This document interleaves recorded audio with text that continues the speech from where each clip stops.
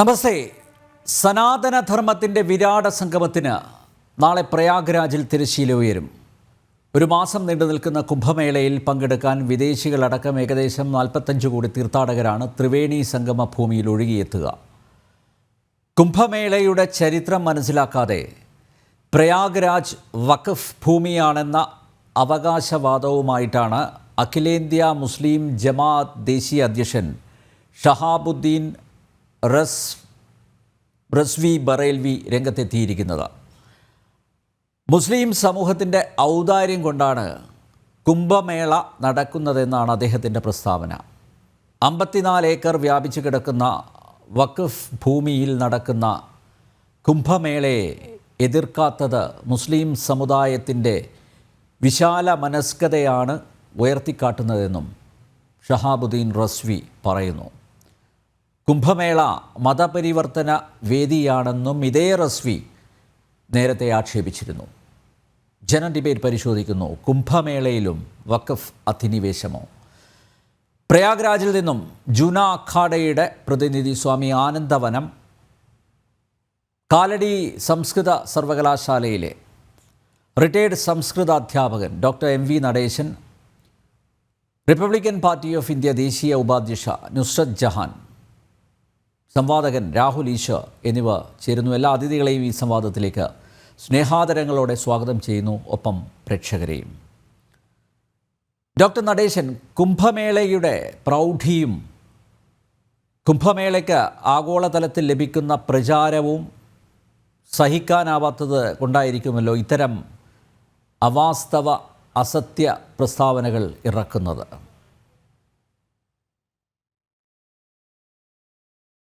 നമസ്കാരം.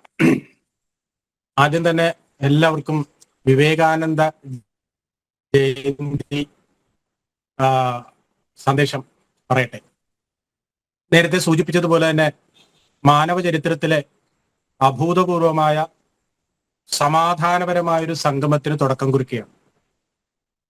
യുനെസ്കോ പോലും അതിനെ അടിവരയിട്ട് പറഞ്ഞത് മാനവ ചരിത്രത്തിലെ ഏറ്റവും സമാധാനപരമായ ധാർമ്മിക ഉത്സവം, ആത്മീയ ഉത്സവം, അതിനാണ് തുടക്കം കുറിക്കാൻ പോകുന്നത്. അത് ഹുവാൻസാങ് ആ കാലത്ത് തന്നെ നടന്ന പരിപാടിയെക്കുറിച്ച് എഴുതിയിട്ടുണ്ട്. നമ്മുടെ പുരാണങ്ങളിലും ഒക്കെ ഇത് സംബന്ധിച്ചിട്ടുള്ളതായ റെഫറൻസ് ഉണ്ട്. കാലങ്ങളായിട്ട് നടക്കുന്ന ഒരു പരിപാടിയാണ്. ആ പരിപാടി ഈ വർഷം മുൻകാല ചരിത്രത്തെ പലതരത്തിലും മറികടക്കുന്ന തരത്തിലുള്ള പല അത്ഭുതങ്ങൾ അത് സാന്നിധ്യം കൊണ്ട്, അതായത് നേരത്തെ സൂചിപ്പിച്ചതുപോലെ 40 കോടിക്കോ 50 കോടിക്കോ ഇടയിലെ ഭക്തജനങ്ങൾ വരുമെന്നാണ് പ്രതീക്ഷിക്കുന്നത്. 60 ലക്ഷത്തോളം സന്യാസി ശ്രേഷ്ഠന്മാരാണ് പങ്കെടുക്കുന്നത്. ഇങ്ങനെ സമാനതകളില്ലാത്ത ഈ കുംഭമേള അത് നടക്കുമ്പോൾ സ്വാഭാവികമായും സമാധാനം വേണമെന്ന് ഒട്ടും ആഗ്രഹമില്ലാത്ത ആളുകൾ അതിനെതിരായി രംഗത്ത് വരുമെന്ന കാര്യത്തിൽ യാതൊരു സംശയമില്ല. അതിലെനിക്ക് ഒരു പ്രധാനപ്പെട്ട ഒരു കാര്യം പറയാനുള്ളത് വെച്ചാൽ, ഒരു കാലത്തും ഈ കുംഭമേള സമാധാനപരമായി നടത്തണമെന്ന് ഇവരാരും ആഗ്രഹിച്ചിട്ടില്ല. വാസ്തവത്തിൽ ഇതിനെ നേതൃത്വം കൊടുക്കുന്ന സന്യാസി ശ്രേഷ്ഠന്മാര് ശാസ്ത്രാധ്യയനം ചെയ്യുന്ന സന്യാസി ശ്രേഷ്ഠന്മാരാണ്. അവര് ശാസ്ത്രത്തോടൊപ്പം ശസ്ത്രം, ആയുധം കൂടി എടുക്കാനുള്ള കാരണം കാലങ്ങൾക്ക് മുമ്പ് തന്നെ ഈ കുംഭമേളയെ ആക്രമിച്ചത് കൊണ്ടാണ്. 1666 ഔറംഗസീബിന്റെ നേതൃത്വത്തിലെ വലിയൊരു സൈന്യം ഹരിദ്വാറിൽ നടന്ന കുംഭമേളയെ ആക്രമിച്ചത് ചരിത്രരേഖയാണ്. അതിനെ തൂത്തെറിയുന്നത് ഈ അഖാഡയിൽപ്പെട്ട നാഗസന്യാസിമാരാണ്. ഇതുപോലെ തന്നെ 1751 പ്രയാഗ്രാജിലെ കുംഭമേള ഇവര് ആക്രമിച്ചിട്ടുണ്ട്. അന്ന് അതിനെ എതിർക്കാൻ വേണ്ടിയിട്ടല്ല, അത് സമാധാനപരമായി നടക്കുന്നതിന് വേണ്ടിയിട്ട് 50,000 നാഗസന്യാസിമാരാണ് അതിനുവേണ്ടി അണിനിരന്നിട്ടുള്ളത്. ഇങ്ങനെ നാം ചരിത്രം പരിശോധിച്ചു കഴിഞ്ഞാൽ എല്ലാ വർഷവും ഈ സമാധാന ആത്മീയ സംഗമത്തിനെ തകർക്കുന്നതിന് വേണ്ടി രാജ്യദ്രോഹ ശക്തികളും ഭീകരവാദികളും ഉണ്ടാവാറുണ്ട് എന്ന കാര്യത്തിൽ ഒരു സംശയമില്ല. പക്ഷേ ഇതിന് നേതൃത്വം കൊടുക്കുന്ന സന്യാസി ശ്രേഷ്ഠന്മാർ, അതിൽ ഒരു മഹാത്മാവ് നമ്മുടെ കൂട്ടത്തിലുണ്ട് എന്നുള്ളത് നമ്മുടെ ഒരു ഭാഗ്യം കൂടിയാണ്. സ്വാമി ആനന്ദവനം നമ്മുടെ കൂട്ടത്തിലുണ്ട്. എന്താണെങ്കിലും ഈ ഒരു പരമ്പര എന്തിനേയും തരണം ചെയ്തുകൊണ്ട് മുന്നോട്ട് പോകാൻ തയ്യാറായി നിൽക്കുകയാണ്. അങ്ങനെ വരുമ്പോൾ ഇപ്പോൾ വഖഫ് ബോർഡിൻ്റെതാണ് എന്ന് പറഞ്ഞുകൊണ്ട് ഉള്ള വരവ് നീതിബോധമുള്ളവരോ സമാധാനം കാക്ഷിക്കുന്ന മുസ്ലിം സഹോദരന്മാരോ അല്ലെങ്കിൽ മറ്റൊരു മതത്തിലുള്ള ഒരാളും തന്നെ ഈ വാദത്തിനെ അംഗീകരിക്കില്ല. കാരണം ഇത് മാനവ സമൂഹത്തിന്റെ സംഗമവേദിയാണ്. ഇതിൽ ഏതെങ്കിലും ഒരു പ്രത്യേക വിഭാഗത്തിന്റെ അല്ല. ഇതില് സമാധാനത്തിന്റെ സന്ദേശം, ഐക്യത്തിന്റെ സന്ദേശം, സഹവർത്തിത്വത്തിന്റെ സന്ദേശം, ഈ കാര്യങ്ങളാണ് മുന്നോട്ട് വെക്കുന്നത്. അങ്ങനെ വരുമ്പോൾ അതിനെതിരായിട്ട് നിൽക്കുന്ന ആളുകൾ സ്വാഭാവികമായും ഈ ഐക്യത്തിനെയും സഹവർത്തിത്തിനെയും എതിർക്കുന്ന ആളുകളാണ്. തീർച്ചയായിട്ടും നമുക്കൊരു ഇതിന് നേതൃത്വം കൊടുക്കുന്ന കേന്ദ്ര സർക്കാരുണ്ട്. അതുപോലെ യു പിയിലാണ് ഇത് നടക്കുന്നത് അറിയാം.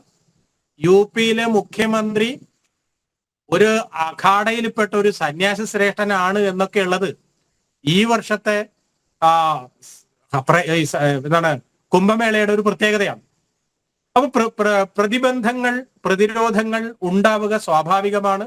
പക്ഷെ അതിനെല്ലാം സമാധാനപരമായി അഭിമുഖീകരിച്ചുകൊണ്ട് മുന്നോട്ട് പോകും എന്നത് തന്നെയാണ് നമുക്ക് ആത്മവിശ്വാസം പകരുന്ന പല വാർത്തകളും അവിടെ നിന്ന് നമുക്ക് ലഭിക്കുന്നത് എന്നാണ് എനിക്ക് ആമുഖമായിട്ട് പറയാനുള്ളത്. യെസ്, നാഗസന്യാസിമാരുടെ, നേരത്തെ നടേശൻ സാറ് പറഞ്ഞ നാഗസന്യാസിമാരുടെ പ്രതിനിധിയായിട്ടുള്ള സ്വാമി ആനന്ദവനം, അദ്ദേഹം പ്രയാഗ്രാജിൽ നിന്ന് ചേരുകയാണ്. സ്വാമി, ഞാൻ ആദ്യമായിട്ട് ചോദിക്കുന്നത് എന്താണ് അവിടുത്തെ വിശേഷങ്ങൾ? ഒരുങ്ങിക്കഴിഞ്ഞോ പ്രയാഗ്രാജ്? പ്രയാഗ്രാജ് മേളയ്ക്കുള്ള എല്ലാ സജ്ജീകരണങ്ങളും മേളയിൽ പൂർത്തിയായിക്കൊണ്ടിരിക്കുകയാണ്. നാളെ പൗഷപൗർണമി ദിനത്തില് ആദ്യത്തെ രാജകീയ സ്നാനം, നാളെ എല്ലാ അഖാഡകളും അണിനിരന്നുകൊണ്ടുള്ള ആദ്യത്തെ രാജകീയ സ്നാനം നാളെയും, അതിലും സർവ്വപ്രധാനമായിട്ടുള്ള രാജകീയ സ്നാനം മകരസംക്രാന്തിയുടെ മറ്റന്നാളും നടക്കും. ഇപ്പോ ഈ മേള ക്ഷേത്രത്തിൽ മുഴുവൻ ജനങ്ങൾ നിറഞ്ഞു കഴിഞ്ഞു. അതിന്റെ ഭാഗമായിട്ട് തന്നെ ചുറ്റുമുള്ള ഏകദേശം എല്ലാ റോഡുകളും തന്നെ ബ്ലോക്ക് ചെയ്തിരിക്കുകയാണ്. കാരണം ഇനിയിപ്പോ ഇതിനകത്ത് നിന്ന് പുറത്തേക്കോ പുറത്തുനിന്ന് അകത്തേക്കോ പോകൽ വളരെ പ്രയാസമുള്ള ഒരു കാര്യമാണ്. കാരണം അത്രയും ട്രാഫിക്കും മറ്റുള്ള കാര്യങ്ങളും ഒക്കെ ആയതുകൊണ്ട് അഖാഡയുടെ അകത്തുള്ള ചടങ്ങുകൾ ഇന്ന് രാത്രി ഒരു 10 മണിക്ക് ശേഷം ആരംഭിക്കും. പുലർച്ചെ സൂര്യോദയത്തോടു കൂടിയാണ് അഖാഡയിൽ നിന്ന് വലിയ ഘോഷയാത്രയായിട്ട് സ്നാനത്തിന് നാഗസാധുക്കളും മണ്ഡലേശ്വരന്മാരും എല്ലാം പുറപ്പെടുക. അതിനുള്ള മുഴുവൻ ഒരുക്കങ്ങളും ഇവിടെ പൂർത്തിയായി കഴിഞ്ഞിട്ടുണ്ട്. സ്വാമി, ഈ പ്രയാഗ്രാജ് വഖഫ് ഭൂമിയാണെന്ന അവകാശവാദവുമായിട്ട് അഖിലേന്ത്യാ മുസ്ലിം ജമാഅത്ത് ദേശീയ അധ്യക്ഷൻ ഷഹാബുദ്ദീൻ റസ്വി രംഗത്ത് എത്തിയിട്ടുണ്ട്. അദ്ദേഹത്തിൻ്റെ പ്രസ്താവനയിൽ അദ്ദേഹം പറയുന്നത് മുസ്ലിം സമൂഹത്തിൻ്റെ ഔദാര്യം കൊണ്ടാണ് കുംഭമേള നടക്കുന്നതെന്നാണ്. നേരത്തെ നടേശൻ സാർ ഇവിടെ പറയുകയുണ്ടായി, ഈ നേരത്തെ കുംഭമേള ആക്രമിക്കപ്പെട്ടിരുന്നു ഔറംഗസീബിൻ്റെ കാലത്ത്. അന്ന് അതിനെ പ്രതിരോധിച്ചത് നാഗസന്യാസിമാരാണ്, അഖാഡയാണ് എന്ന് അദ്ദേഹം ഇവിടെ പറയുകയുണ്ടായി. എന്തായാലും ഈ കുംഭമേളയുടെ ആ പ്രശസ്തി, പെരുമ, അത് ആഗോളതലത്തിൽ അത് വ്യാപിച്ചിരിക്കുകയാണ്. അപ്പോൾ ഒരുപക്ഷെ അതിലുള്ള അസൂയ ഉണ്ടായിരിക്കുമോ ഇത്തരക്കാർ ഇപ്പോഴും വളരെ സജീവമായി രംഗത്ത് എത്തി ഇതിനെതിരെ പരാമർശങ്ങൾ നടത്തുന്നത്? അത് ഈ ഉത്തര ഭാരതത്തിലൊരു കാഴ്ച എന്ന് പറയുന്നത് നമ്മുടെ മലയാളികൾക്ക് അത്ര പരിചിതമല്ലാത്തൊരു കാഴ്ചയാണ്. പക്ഷെ എന്നാലും ഉത്തര ഭാരതത്തിൽ പ്രാചീനമായ ഏതെല്ലാം ക്ഷേത്രങ്ങളുണ്ടോ ആ ക്ഷേത്രങ്ങളിൽ ഏതെങ്കിലും ഒരു തരത്തിലുള്ള ഒരു ആക്രമണത്തിന്റെ അടയാളെങ്കിലും അവശേഷിക്കാത്ത ഒരു ക്ഷേത്രം നമുക്ക് കാണാൻ സാധിക്കില്ല. ഏത് സംസ്കാരത്തിൽപ്പെട്ടവരാണെങ്കിലും വന്ന് ആ ഒരു കലാസൃഷ്ടിക്ക് മുമ്പിൽ നമസ്കരിക്കുന്ന എല്ലോറയിലെ കൈലാസനാഥേശ്വര ക്ഷേത്രം പോലും വർഷങ്ങൾ നിന്നാണ് തച്ചു തീർക്കാൻ വേണ്ടി ശ്രമിച്ചിട്ടുള്ളത്. അപ്പൊ അങ്ങനെയുള്ള, അതായത് എപ്പോഴും നിങ്ങളുടെ മുമ്പിൽ ഈ ഒരു ആക്രമണത്തിന്റെ അടയാളം അവശേഷിക്കണം എന്ന് പറയുന്ന ഒരു കാലഘട്ടം ഉത്തരഭാരതത്തിലൊരു കാലത്തുണ്ടായിരുന്നു. അതിന്റെ അവശേഷിപ്പുകൾ ഇപ്പോഴും ആളുകളുടെ മുമ്പിലുണ്ട്. ആ ഒരു സാഹചര്യത്തിലാണ് ശങ്കരാചാര്യ സ്വാമികള് അദ്ദേഹത്തിന്റെ മഹാപ്രസ്ഥാനത്തിന് മുന്നോടിയായിട്ട് ഉത്തരകാശിയിൽ വെച്ച് അഖാഡകളുടെ സന്യാസ സമ്പ്രദായത്തിലെ അദ്ദേഹം മഠങ്ങൾക്ക് പുറമെ സ്ഥാപിച്ച അഖാഡകളുടെ പരമ്പര ആരംഭിക്കുന്നത്. നമ്മൾ ഒരു കയ്യിൽ മാലയും ഒരു കയ്യിൽ ഭാലയും എന്നാണ് പറയുക. ഭാല നമ്മുടെ ആയുധവുമാണ്, ദേവതയുമാണ്. അപ്പൊ ആവശ്യമുള്ള സമയത്ത് ധർമ്മ സംരക്ഷണത്തിന് വേണ്ടി പോരാടാൻ വേണ്ടിയിട്ടുള്ള ഒരു ആയുധമാണ് അഖാഡകളെ സംബന്ധിച്ചിടത്തോളം ശങ്കരാചാര്യര് നൽകിയിരിക്കുന്നത്. അപ്പൊ അതുകൊണ്ട് ഏത് തരത്തിലുള്ള ശക്തി പ്രകടനവും, അതായത് നേരത്തെ ഞാൻ സൂചിപ്പിച്ചല്ലോ, ഈ ക്ഷേത്രങ്ങളെ ആക്രമിക്കുക അങ്ങനെയുള്ള ഒരു അവസ്ഥ ഉത്തരഭാരതത്തിലുണ്ടായിരുന്നു. അപ്പോ ഈ സംസ്കാരത്തിൽ അസഹിഷ്ണുതയായവര് ഏത് തരത്തിൽ ഈ സംസ്കാരത്തിന്റെ ശക്തി പ്രകടനത്തെയും ഒരു എങ്ങനെയാണ് അതിനെ ഇല്ലാതാക്കാൻ കഴിയുക എന്നുള്ള രീതിയിൽ ശ്രമിച്ചുകൊണ്ടിരിക്കും. പക്ഷെ അതിലുപരിയായിട്ട് ഉത്തരഭാരതത്തിലുള്ള മുഴുവൻ ഇപ്പൊ ഇവിടെ സേവ ചെയ്യുന്ന മുസ്ലിം സമുദായത്തിൽപ്പെട്ട ഒരുപാട് ആളുകളുണ്ട്. ഒരുപാട് ബാബമാരുടെ കൂടെ അവരവരുടെ ഗ്രാമങ്ങളിൽ നിന്ന് വരികയും ഇവിടുത്തെ സന്യാസിമാർക്കും കുംഭമേളയിൽ പങ്കെടുക്കുക എന്ന് പറയുന്നത് സാമാന്യമായിട്ട് വന്ന് സ്നാനം ചെയ്യുക എന്നുള്ളതല്ല. ഇവിടുത്തെ സന്യാസിമാർക്ക്, ഇവിടെ വരുന്ന ഭക്തർക്ക് സേവ ചെയ്യുക എന്നുള്ളതൊക്കെയാണ്. അപ്പൊ അതിനു വേണ്ടിയിട്ട് ഓരോ ബാബമാരുടെയും കൂടെ വരികയൊക്കെ ചെയ്യുന്ന മുസ്ലിം സമുദായത്തിൽ അടക്കപ്പെട്ടിട്ടുള്ള ആളുകളുണ്ട്. അപ്പൊ ഇവർക്ക് അറിയാം കുംഭമേള എന്താണെന്ന്. പക്ഷെ അതിൽ അസഹിഷ്ണുതയായ ആളുകൾ ഒരു പരിധി വരെ സ്വയം പ്രശസ്തിക്ക് വേണ്ടിയിട്ട് ഒരു വലിയ പ്രശ്നം നടക്കുമ്പോൾ അതിനകത്ത് എന്തെങ്കിലും ഒരു കുഴപ്പമുണ്ടാക്കാൻ ശ്രമിക്കുന്നു എന്ന് പറയുമ്പോൾ അവരുടെ ഒരു പ്രശസ്തി വർദ്ധിക്കും. അത്തരത്തിലുള്ള ഒരു ആഗ്രഹത്തിന്റെ പുറത്തുകൂടിയാണ് ഇത്തരം പ്രസ്താവനകൾ നടത്തുന്നത്. പക്ഷെ നേരത്തെ ഇവിടെ ബഹുമാനായ നടേശൻജി സൂചിപ്പിച്ചതുപോലെ ഒരു ഔറംഗസീബിന്റെയും മറ്റ് മുഗൾ രാജാക്കന്മാരുടെയും എല്ലാം ആക്രമണങ്ങളെ അതിജീവിച്ച ഒരു ചരിത്രമാണ് അഖാഡകളെ സംബന്ധിച്ചിടത്തോളം ഉള്ളത്, കുംഭമേളയെ സംബന്ധിച്ചിടത്തോളം ഉള്ളത്. അപ്പൊ അതിനു മുമ്പിൽ ഇത്തരം സംഗതികളൊക്കെ വളരെ ഇപ്പൊ കഴിഞ്ഞ കുംഭമേളയുടെ സമയത്ത് 2013 സമയത്ത് ഇവിടെ ഒരു ബോംബ് ഭീഷണി കാര്യങ്ങളൊക്കെ ഉണ്ടായി. അന്ന് നമ്മുടെ ഇന്ദ്രഭാരതി ബാപ്പു എന്ന് പറയുന്ന നമ്മുടെ ഗുജറാത്തിൽ നിന്നുള്ള അഖാഡയുടെ ഇപ്പോഴത്തെ ഉപാധ്യക്ഷനാണ്. അദ്ദേഹം പറഞ്ഞത്, ഇവിടെ ഒരു ബോംബ് പൊട്ടിക്കഴിഞ്ഞ് കഴിഞ്ഞാൽ ഞാൻ മരിക്കും, അല്ലെങ്കിൽ മുമ്പിൽ നിൽക്കുന്ന 500 പേര് മരിക്കും. പക്ഷെ കോടിക്കണക്കിന് ആളുകളാണ് ഈ ധർമ്മത്തിന്റെ കടലിൽ അണിചേർന്നിരിക്കുന്നത്. അപ്പൊ ഈ 500 പേർക്കോ 1000 പേർക്കോ എന്തെങ്കിലും സംഭവിച്ചാലും ഈ ധർമ്മം അനുസ്യൂതം മുന്നേറിക്കൊണ്ടിരിക്കും, ഈ പരമ്പര അനുസ്യൂതം തുറന്നുകൊണ്ടിരിക്കും, ശക്തിയോടുകൂടി തന്നെ തുറന്നുകൊണ്ടിരിക്കും. ആരെ ആക്രമിക്കാൻ വന്നാലും അവരെ കീഴ്പ്പെടുത്തി മുന്നേറും എന്നുള്ളതാണ്. സ്വാമി, ഈ സേവാപ്രവർത്തനത്തിൽ നിന്നും ബാബമാരെ വിലക്കിയിട്ടുണ്ടോ? അങ്ങനെ ഒരു സന്ദേശവും ഇദ്ദേഹത്തിന്റെ പ്രസ്താവനയിലുണ്ട്, പങ്കെടുക്കരുത് എന്ന്.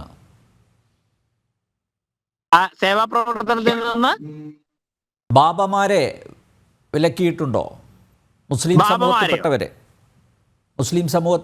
ഇല്ല. സേവാ പ്രവർത്തനത്തിൽ വരുന്ന ആളുകളുണ്ട്. പക്ഷെ ഇവിടെ ഈ ഹലാൽ റെസ്റ്റോറന്റുകൾ പാടില്ല, അല്ലെങ്കിൽ അത്തരത്തിലുള്ള സംവിധാനങ്ങളൊന്നും, അതായത് ഈ ധർമ്മത്തിന് നിരക്കാത്ത ഒരു കാര്യവും പാടില്ല എന്നുള്ളത് അഖാഡകൾ കൃത്യമായി തീരുമാനമെടുക്കുകയും അത് അധികാരികളുടെ അടുത്ത് ശക്തമായി അവതരിപ്പിക്കുകയും നടപ്പിലാക്കുകയും ചെയ്തിട്ടുണ്ട്. കുംഭമേളയിൽ പങ്കെടുത്ത അനുഭവം കൂടി ഒന്ന് പറയാമോ? എത്ര കുംഭമേളയിൽ പങ്കെടുക്കാൻ സാധിച്ചിട്ടുണ്ട് താങ്കൾക്ക്? 2001 നമ്മുടെ ആദ്യത്തെ കുംഭമേള. അപ്പൊ അതിനുശേഷം ഇപ്പൊ പ്രയാഗിലെ പൂർണ്ണ കുംഭമേള 3ാമത്തെ പൂർണ്ണ കുംഭമേളയാണ്. അതിനിടയിൽ ഉണ്ടായിരുന്ന മറ്റ് 3 കുംഭമേളകൾ, മറ്റ് 6 കുംഭമേളകൾ, പിന്നെ 4 അർദ്ധ കുംഭമേളകൾ, അങ്ങനെ ഇതിപ്പോ 14ാമത്തെ കുംഭമേളയാണ്. ആദ്യത്തെ കാലത്ത് ഇവിടെ വരുമ്പോൾ കുംഭമേള എന്താണ്, എങ്ങനെയാണ് എന്നൊന്നും അറിയാതെ ഉള്ള ഒരു യാത്രയായിരുന്നു ഇങ്ങോട്ട്. ഒരു 5 ദിവസം നമ്മളെ ഇവിടെ രാത്രി വന്നിറങ്ങുന്നു. ഗംഗാതീരത്ത് 2 വൈക്കോൽ കെട്ടും കുറച്ച് ചാണകവരലുകൾ കൂട്ടിയിട്ട് ചൂടിന് വേണ്ടി വെച്ച് ഇവിടെ എല്ലാവരും ഒരുപാട് പേര് അങ്ങനെ കിടന്നുറങ്ങുന്നത് കണ്ട് അതിനനുസരിച്ച് കിടന്നുറങ്ങുന്നു. അങ്ങനെ മേളയിൽ പങ്കെടുക്കുന്നു. പിന്നെ അതിനുശേഷം ഒരു 2010 ഹരിദ്വാർ കുംഭമേളയൊക്കെ ആകുമ്പോഴേക്കും നമ്മൾ അഖാഡകളുടെ ഒപ്പം ചേരുന്നു. അപ്പൊ അതിനുശേഷം കഴിഞ്ഞ ഹരിദ്വാർ കുംഭമേളയിലാണ് നമ്മൾ അഖാഡയിലെ നാഗ ദീക്ഷയിലേക്ക് വരുന്നത്. അപ്പൊ അങ്ങനെയാണ് ഈ വർഷം, അതായത് ശങ്കര ജന്മഭൂമിയിൽ നിന്നുള്ള ഒരു ആദ്യത്തെ പങ്കാളിത്തം, അതായത് ഈ സന്യാസിമാരുടെ സേവാപ്രവർത്തനത്തിലും ഭക്തരുടെ സേവാപ്രവർത്തനത്തിലും കേരളത്തിൽ നിന്ന് വരുന്ന ആളുകൾക്ക് വളരെ പരിമിതമായ രീതിയിലുള്ള ഒരു താമസ സൗകര്യം ഒരുക്കുന്നതൊക്കെ ആയിട്ട് ശങ്കരാചാര്യ ജന്മഭൂമിയിൽ നിന്നുള്ള സന്യാസി പരമ്പരയിൽ നിന്നുള്ള ഒരു ആദ്യത്തെ പങ്കാളിത്തം എന്നുള്ള നിലയിൽ നമ്മളൊരു ചെറിയ ശ്രമം തുടങ്ങിയിട്ടുണ്ട് തവണ. അതിന്റെ ടെന്റുകളൊക്കെ തയ്യാറായി വരുന്നുണ്ട്. ഇപ്പോൾ ഇവിടെ ഗംഗ കുറച്ചു കാലം വെള്ളം കൂടുതൽ കയറി കിടങ്ങുന്നുള്ളതുകൊണ്ട് ചെറിയൊരു കാലതാമസം ഭാഗത്തൊക്കെ വന്നിട്ടുണ്ട്. വിശാലമായ ഒരു ഏരിയയാണ്, 8000 ഹെക്ടറാണ് ഒരുക്കിക്കൊണ്ടിരിക്കുന്നത്. പക്ഷെ അവസാന ദിവസം ഒരു 2-3 ദിവസത്തെ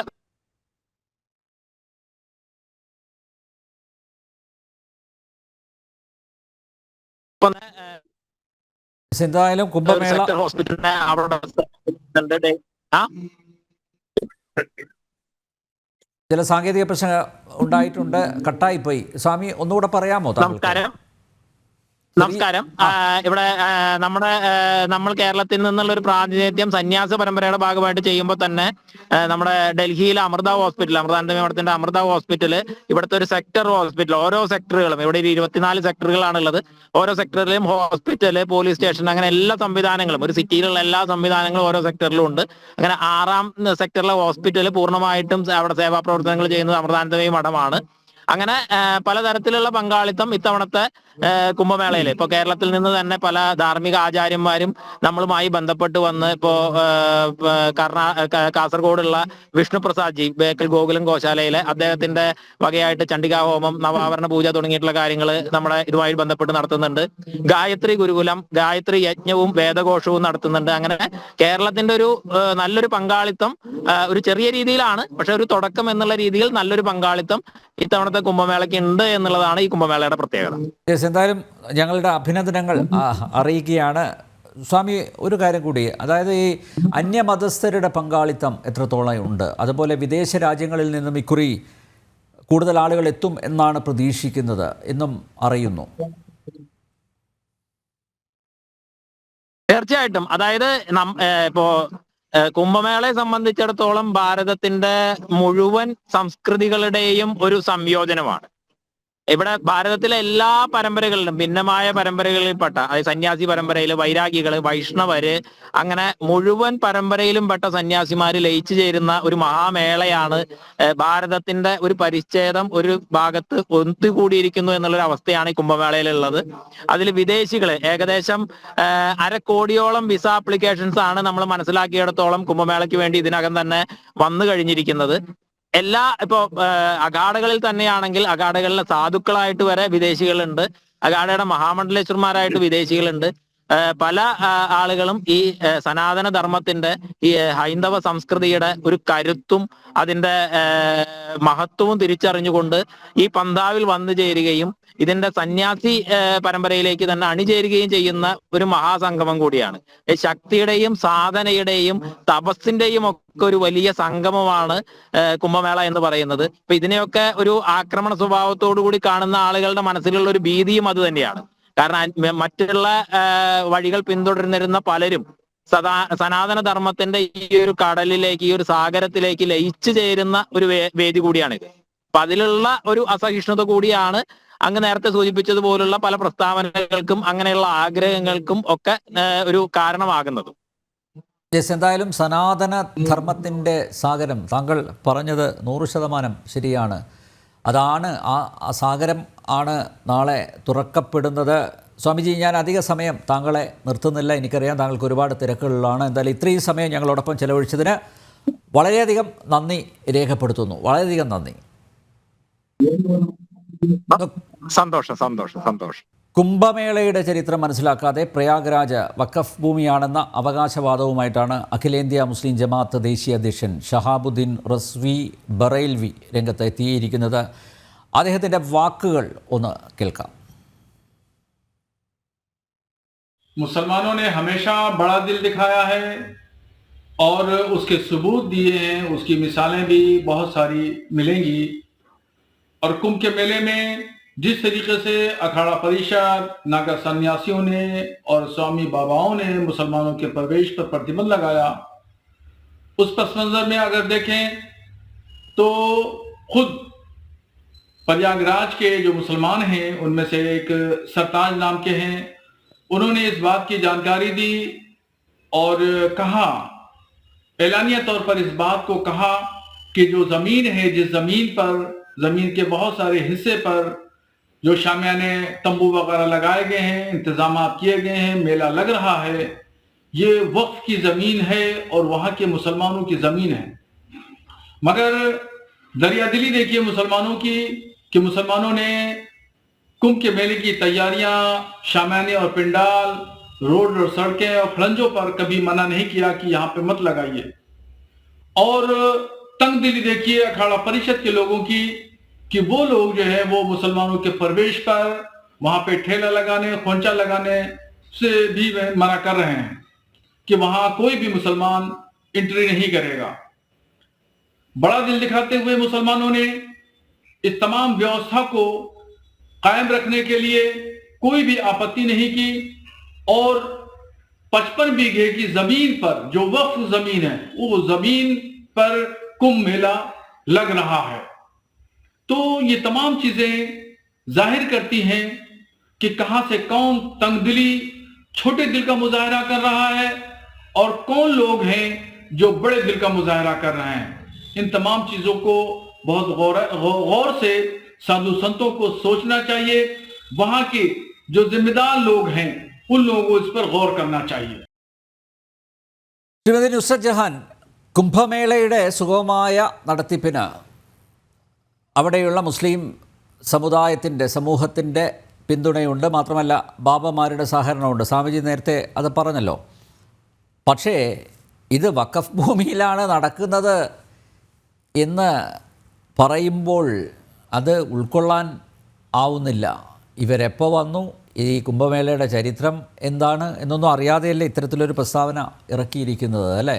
അപ്പോൾ കുത്തിത്തിരിപ്പ് എങ്ങനെ ഉണ്ടാക്കാം എന്ന് കണ്ടുപിടിച്ചവർ ഈ കുംഭമേള, ഞാൻ നേരത്തെ പറഞ്ഞ പോലെ അതിൻ്റെ ആഗോള പ്രശസ്തി വർദ്ധിക്കുന്ന സമയത്ത് ഇത്തരത്തിലുള്ള ഇടപെടലുകളുമായി രംഗത്ത് വരുന്നു. അതല്ലേ വസ്തുത? അതെ, അതിനുള്ള കറക്റ്റ് മറുപടിയല്ലേ യോഗി ആദിത്യനാഥ് ജി ചെയ്തത്. നിങ്ങളുടെ ബീജം ഭൂമിയിൽ വരുന്നതിന് മുമ്പേ കുംഭമേള തുടങ്ങിയിട്ടുണ്ട്. ഇതിലും വലിയൊരു ഉത്തരം അതിനില്ലല്ലോ. ബാക്കിയെല്ലാം പറയുന്നതിനേക്കാളും ചെറിയൊരു നോട്ട് മാത്രമേ കൊടുത്തിട്ടുള്ളൂ. അപ്പൊ യോഗി ആദിത്യനാഥ് എന്ന് പറഞ്ഞ ഒരു സന്യാസി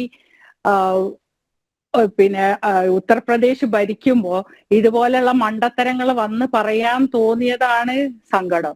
ഒന്നും പറയല്ല. ഇതുവരെ പിള്ളയിൽ ഇപ്പൊ വഖഫ് ഭൂമി എല്ലാ സ്ഥലവും, ഓരോ സ്ഥലങ്ങൾ നമ്മൾ എടുക്കുമ്പോ അത് വഖഫ് ഭൂമിയായി മാറണം. ഇനിയിപ്പൊ ബാക്കി ഇപ്പൊ ഇവിടെ എന്താ ഉള്ളതെന്നാണ് ഇപ്പൊ ഇനി അവരോട് ലിസ്റ്റ് നമുക്ക് വാങ്ങുന്നതിന് ഏറ്റവും എളുപ്പം, അല്ലെ? ഏത് അധിനിവേശത്തിന്റെ ബാക്കി പത്രങ്ങളായിട്ടുള്ള സംഗതികളൊക്കെ അവരുടെ. അപ്പൊ എനിക്ക് ചോദിക്കാനുള്ളത്, ഈ മുഗളന്മാർ ഇവരുടെ ഉപ്പാപ്പ ഇവരെ കുടുംബക്കാരുമായിരുന്നു. ഇവരോട് പേർഷ്യൻ അന്ന് കുടിയേറി വന്ന മുഗൾ സാമ്രാജ്യത്തിനോട് എന്താണ് നമ്മുടെ മുസ്ലിങ്ങൾക്ക് ഇത്ര അധികം ഐക്യം? ഇവിടെ ഇല്ലാത്ത മുസ്ലിങ്ങൾക്ക്, രാജ്യത്തിലുള്ള മുസ്ലിങ്ങൾക്കോ ജനങ്ങൾക്കോ ഇല്ലാത്തത് എന്താണ് ഇവർക്കുള്ളത്? ഇവരെ ബ്ലഡ് അതാണോ, ഇവിടെ ഉണ്ടായിരുന്നവരാണോ എന്ന് ഇപ്പൊ സംശയം തോന്നിയിരിക്കുന്നത്. കാരണം നമ്മൾ പറയുന്നത് അല്ല, ഇപ്പൊ ഹിന്ദുക്കൾ അവിടെ പോവരുത് എന്ന് ഇവരെ ഒരു ആഹ്വാനം അല്ല, ഹിന്ദുക്കളെ ആക്കും, മതം മാറ്റിക്കളയും കുംഭമേളക്ക് പോയാല്. അതുകൊണ്ട് ഒരു മുസൽമാനും കുംഭമേളയിൽ പങ്കെടുക്കരുത് എന്നായിരുന്നു അദ്ദേഹം ആദ്യം പറഞ്ഞത്, അല്ലെ? കുറച്ചു ദിവസം. അപ്പൊ അത് പറയുമ്പോ അയാളോട് പറയാനുള്ള നമുക്ക് ഒരൊറ്റ ഉത്തരേ ഉള്ളൂ. നമ്മളെ പോലുള്ള ആൾക്കാർക്ക് പറയാം, എല്ലാ ഇന്ത്യക്കാരും ഹിന്ദുക്കൾ തന്നെയാ. ഹിന്ദുക്കൾ മാറിയവരാണ് ഇപ്പൊ ഈ പറയുന്ന ആൾക്കാര്. അതാണ് അദ്ദേഹം മനസ്സിലാക്കട്ടെ. ഇനിയിപ്പൊ എങ്ങോട്ടാ ഹിന്ദുവായി മാറേണ്ട ആവശ്യമൊന്നുമില്ല. ഖത്തർ ഷെയ്ഖ്, ഇവരെ ഏറ്റവും പ്രിയപ്പെട്ട ഖത്തർ സാമ്രാജ്യത്തിലെ ഷെയ്ഖ് പറഞ്ഞ നിങ്ങളൊക്കെ ഇന്ത്യക്കാരൊക്കെ ഹിന്ദുക്കളാണ്. ഇതാണ് അയാൾ പറഞ്ഞു കൊടുത്തപ്പോ കുറെ ആൾക്കാരൊക്കെ മിണ്ടാണ്ടായിട്ടുണ്ട്. അപ്പൊ ഇതന്നെ നമുക്ക് ഇപ്പോഴും പറയാനുള്ളൂ. ഇനി ഹിന്ദു ആവുക എന്നല്ല. ഇപ്പൊ ഈ കുംഭമേള നടക്കുമ്പോ ഒരു തെറ്റിദ്ധാരണ ഉണ്ട് മലയാളികളുടെ ഇടയിൽ. ഈ ഉത്തരേന്ത്യയിൽ അതില്ല. കാരണം നാഗസന്യാസിമാര് വരുന്നു, അവര് വസ്ത്രം ഇടാതെ വരുന്നു, അവിടെ പോകുന്നു, അവരെ നഗ്നത കാണാനാണ് പോണത്. ഇതിനാണോ പൈസ ചെലവാക്കുന്നത് ചോദിക്കുന്നത്. ആദ്യം മനസ്സിലാക്കേണ്ടതുണ്ട്, വിവരമുള്ള ആരെങ്കിലും കേൾക്കുമല്ലോ, അവരിൽ പെട്ട തന്നെ. ഈ നാഗസന്യാസിമാരെന്ന് പറഞ്ഞ ഇവരൊന്നും വിചാരിക്കുന്ന പോലത്തെ, ഇവരെ പണ്ഡിതന്മാരെ പോലെ ശരീഅത്ത് പഠിച്ചിട്ട് ഇവിടെ കുത്തിത്തിരിപ്പുണ്ടാക്കാൻ വരുന്നവരല്ല. അവർ ഈ ലോകത്തുനിന്ന് ജീവിതത്തിന്റെയും മരണത്തിന്റെയും ഇടയിലുള്ള ആ ലൈഫ് സൈക്കിളിനെ പഠിച്ച് അതാണ് എന്നുള്ളത് നമുക്ക് ഈ ലോകത്തിന് കാണിക്കാൻ വേണ്ടി, ഈ പ്രപഞ്ച ശക്തിയെ നിലനിർത്താൻ വേണ്ടി പല ശക്തികളും ഇവിടെ ഉണ്ട്. നദികളും പർവ്വതങ്ങളൊക്കെ പോലെ തന്നെ മനുഷ്യരും ഇവിടെ ഉണ്ടായിരുന്നു. സനാതന ധർമ്മത്തിന് പ്രജ്ഞാനം ബ്രഹ്മാൻ എന്നുള്ള അറിവ് പറഞ്ഞ ഒരു രാജ്യമാണ് നമ്മൾ, അല്ലെ? ലോകത്തൊക്കെ എപ്പോഴും അറിവുണ്ടായി, ഞങ്ങളാണ് വിദ്യാഭ്യാസം, അവരിപ്പോഴേ പോയി, ഇന്ത്യക്കാര് പിന്നോട്ടാണ് പോണതെന്നൊക്കെ പറയും ഇപ്പോ. കാരണം കളിയാക്കുന്ന അതാ, നമ്മൾ കല്ല് യുഗത്തിലേക്ക് പോണു. ഓക്കെ, പക്ഷെ ഇവിടെയാണ് അത് പറഞ്ഞത്, ധർമ്മമേ വിജയിക്കൂ. അല്ലെ? അതൊക്കെ പറഞ്ഞ ഒരു രാജ്യത്തിന്റെ ഒരു എല്ലാം കൂടി കൂടിച്ചേരല് അത് ലോകത്ത് ഒരു രാജ്യത്തും രാജ്യത്തും ഇതുപോലുള്ള ഒരു സന്ദേശം മനുഷ്യർക്ക് കൊടുത്തിട്ടില്ല. അപ്പൊ ഈ മനുഷ്യരെല്ലാം ഒന്നിക്കണേ, ഈ സന്യാസിമാര് രാജ്യത്തിന്റെ എത്രയോ നാഗസന്യാസിമാര് ആയുധങ്ങൾ എടുത്തവരായിരുന്നു. ഇതൊക്കെ ശരിക്കും പറയണേ നമ്മൾ അതിലേക്ക് ഇറങ്ങി പഠിക്കുമ്പോഴേ ഉള്ളൂ നമുക്ക് അതിനെപ്പറ്റി അറിയണേ. അപ്പൊ ഇവരെ അറിയണ ആൾക്കാരുടെ അടുത്ത് ഞാനൊക്കെ ഇപ്പൊ ഇവിടെ കുറെ സന്യാസിമാര്, അപ്പൊ ഈ സാധാരണ ഡ്രസ്സ് ഇട്ട സന്യാസിമാരെന്ന് പറയണേക്കാളും ഡിഫറെന്റാ. അവർക്കൊന്നും അറിയില്ല, അവർക്ക് എന്താ ചുറ്റില് നടക്കുന്നതെന്ന് അറിയില്ല. അവര് വർഷങ്ങളോളം അവരാരോടും സംസാരിക്കില്ല, വർഷങ്ങളോളം പിന്നെ ഓരോ കാട്ടിലും പിന്നെ ഹിമാലയത്തിലൊക്കെ ഇരുന്ന് അവർക്ക് പിന്നെ ആ ശരീരമോ മനസ്സോ ഒന്നും ഈ ലോകത്തൊന്നുമില്ല. ആത്മബന്ധം, ആ ബ്രഹ്മാവുമായിട്ടുള്ള ആ ബന്ധത്തിൽ മാത്രം സഞ്ചരിക്കുന്ന ഒരു വ്യക്തികളാണെന്നുള്ളത് തിരിച്ചറിയണം. ഇതുപോലൊക്കെ നടക്കുമോ എന്നുള്ളത് ചോദിക്കുമ്പോൾ അവര് പറയും ഇതൊക്കെ ആചാരങ്ങളാണ്, ഇതൊക്കെ നമ്മുടെ തോട്ട്സ് ആണ്, എല്ലാരും കൂടി അതിനെ ഉണ്ടാക്കും. പക്ഷെ ഇതൊക്കെ നടക്കുന്നുള്ള ഇവര് പറയുന്ന സയൻസ് മാത്രമല്ല, ഈ സയൻസും ഇപ്പൊ ഒരു യൂണിവേഴ്സിറ്റിയിൽ മനസ്സിനെ പറ്റി പഠിക്കാനുള്ളത്. അത് ആദ്യം വന്നത് നമ്മളെ എ ഐ ഇന്റലിജൻസിന്റെ സത്യമാണ്. ഈ ബ്രെയിനിനെ നമ്മൾ വിചാരിക്കണതിന് മുമ്പേ ബ്രെയിനിൽ സംഗതികൾ എത്തിയ അത് കമ്പ്യൂട്ടറിന് എടുക്കാൻ പറ്റിയത് പോലും ഇപ്പൊ സ്റ്റഡീസ് കണ്ടെത്തി. ഇന്ത്യയിൽ നിന്ന് ആ കേസ് വരെ ഇന്ത്യയില് UP ഒരു കോർട്ടിൽ ഇതുപോലെ ഒരു കേസ് നടന്നിട്ടുണ്ടായിരുന്നു. എന്റെ ബുദ്ധിയെ ചൂഷണം ചെയ്യണം ഇതുപോലെ ഒരു സന്യാസി. അയാളെ ബുദ്ധിയിൽ ആലോചിച്ച സാധനം ആരോ കട്ടെടുത്തു. അപ്പൊ അതേപോലത്തെ ശക്തി അപ്പുറത്തെ ഭാഗത്ത് ഒരേപോലത്തെ ഉണ്ടായാല് അപ്പുറത്തെ ആൾക്ക് എടുക്കാന്നുള്ളത്. അതാണ് AI ആയിട്ട് ഡെവലപ്പ് ആയത് എന്നുള്ളപ്പോ ഒരു സ്റ്റഡീസ് കണ്ടെത്തി. ഒരു ആർട്ടിക്കിൾ പഠിത്ത സമയത്ത് ഹിന്ദുവിൽ വന്നിട്ടുണ്ടായിരുന്നു. ഒരു മുസ്ലിമായ വ്യക്തിയാണ് ആ ആർട്ടിക്കിൾ എഴുതിയെന്നുള്ളതാണ് ഏറ്റവും വലിയ അതിലൊരു വിചിത്രം. അപ്പൊ ഇതേപോലെയുള്ള കുറെ വിവിധ തരം സംഗതികൾ പിന്നെ ഇന്ത്യന്റെ നാനാഭാഗത്തു നിന്നും ഹിമാലയത്തു നിന്നൊക്കെ വരുന്ന അവരൊക്കെ ഐസിലിരുന്ന് അവര് വരുന്നതും പോണതും നമ്മൾ അറിയില്ല എന്നാ പറയണേ.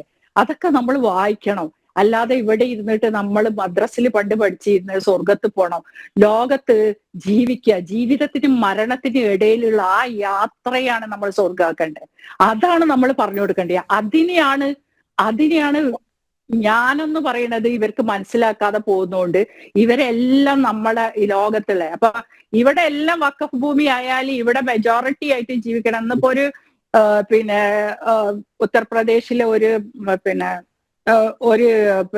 MP ആരോ പറഞ്ഞു പിന്നെ മൈനോറിറ്റി ഇവിടെ മെജോറിറ്റി ആണെന്ന് വിചാരിച്ചിട്ട് അവരുടെ പിന്നെ ആചാരങ്ങൾ ഇവിടെ അനുഷ്ഠിക്കേണ്ട ആവശ്യമൊന്നുമില്ല, അവർക്ക് പ്രത്യേകത ഇല്ല. ഇവിടെ മെജോറിറ്റി എല്ലാവർക്കും ഒരുപോലെ.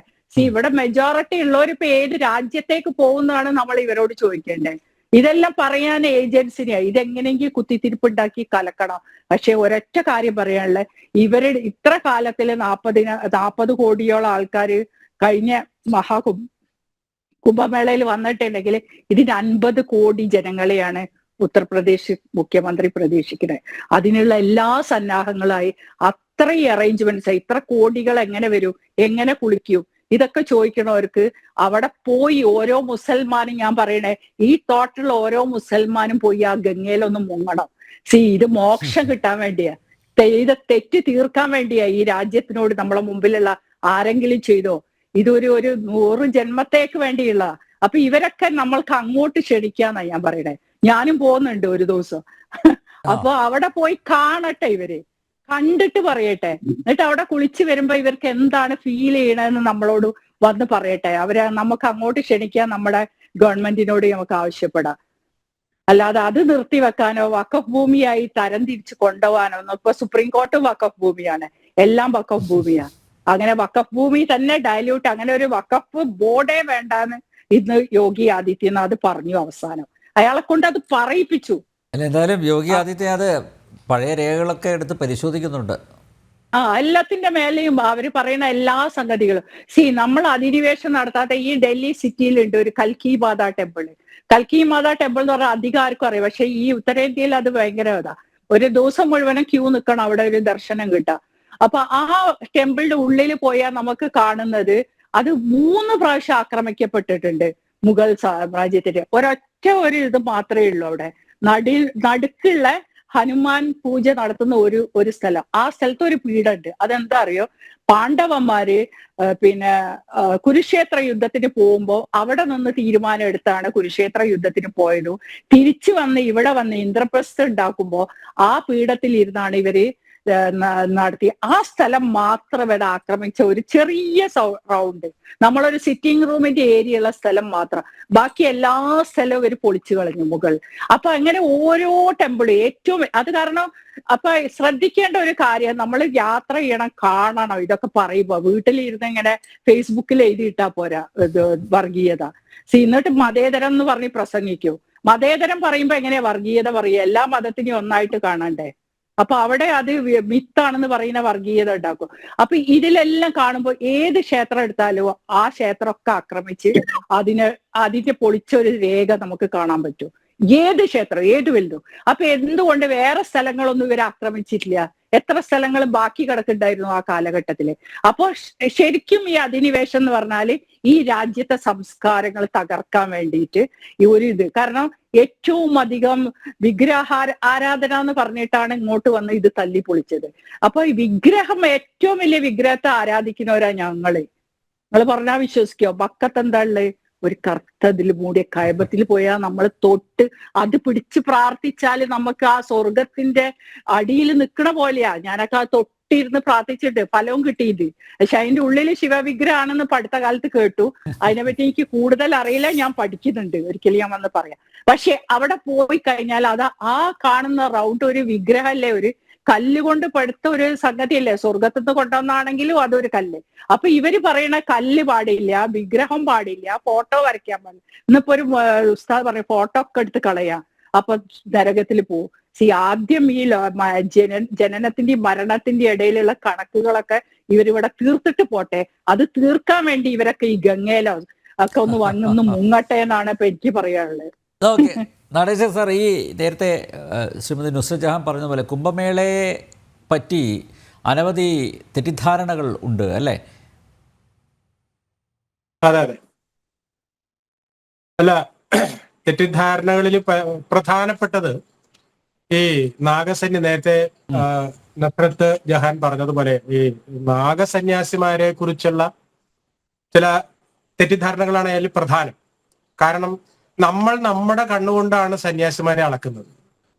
സർവസംഘ പരിത്യാഗികളായ സന്യാസി ശ്രേഷ്ഠന്മാരെ സംബന്ധിച്ചിടത്തോളം അവർക്ക് വസ്ത്രം പോലും അവർക്ക് ഭാരമാണ്.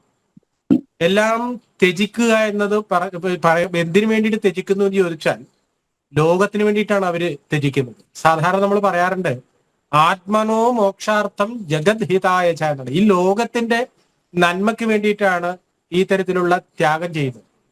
ആ ത്യാഗത്തിന്റെ ഭാഗമായിട്ടാണ് അവര് സ്വാഭാവികമായിട്ടും വസ്ത്രം പോലും ഉപേക്ഷിക്കുന്നത്. വസ്ത്രം ഉപേക്ഷിക്കുകയും അതുപോലെ തന്നെ ഭസ്മം മുഴുവനും പൂശിയാണ് അവര് പ്രത്യക്ഷപ്പെടുന്നത്.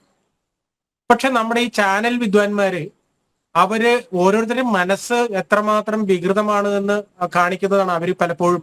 കാരണം സർവസംഘ പരിത്യാഗികളായ സന്യാസിമാരുടെ നഗ്നത പ്രദർശനം കാണിച്ചിട്ട് അത് റീച്ച് കിട്ടാൻ വേണ്ടിയിട്ടുള്ള ചില പരിപാടികൾ, അതാണ് കഴിഞ്ഞ മുൻ വർഷങ്ങളിലെല്ലാം നടന്നത്. പക്ഷെ ഇപ്പോ ഉള്ള ഒരു സൗഭാഗ്യം എന്ന് വെച്ചാല് അങ്ങനെയല്ല. ഈ സന്യാസിമാര് നിങ്ങൾ ഉദ്ദേശിക്കുന്നതല്ല എന്ന തരത്തിലേക്ക് കാര്യങ്ങൾ മനസ്സിലാക്കാൻ തുടങ്ങിയിട്ടുണ്ട്. രണ്ടാമത്തൊരു ആക്ഷേപം നിലനിൽക്കുന്നത് ഇവരെന്തിനാ ആയുധം എടുക്കുന്നത് എന്നുള്ളതാണ്. കുതിരപ്പുറത്ത് വരുന്നു, ആനപ്പുറത്ത് വരുന്നു, ഒട്ടകത്തിന്റെ പുറത്ത് വരുന്നു. ഇങ്ങനെ ഇത് പറയുമ്പോൾ ഞാൻ നേരത്തെ സൂചിപ്പിച്ചിരുന്നു, ഈ ഇസ്രയേലിന്റെ പ്രധാനമന്ത്രി നെതന്യാഹു പറഞ്ഞതുപോലെ ലോകം മുഴുവനും ഞങ്ങളോട് പറയുന്നു നിങ്ങൾ ആയുധം താഴെ വെക്കണോ.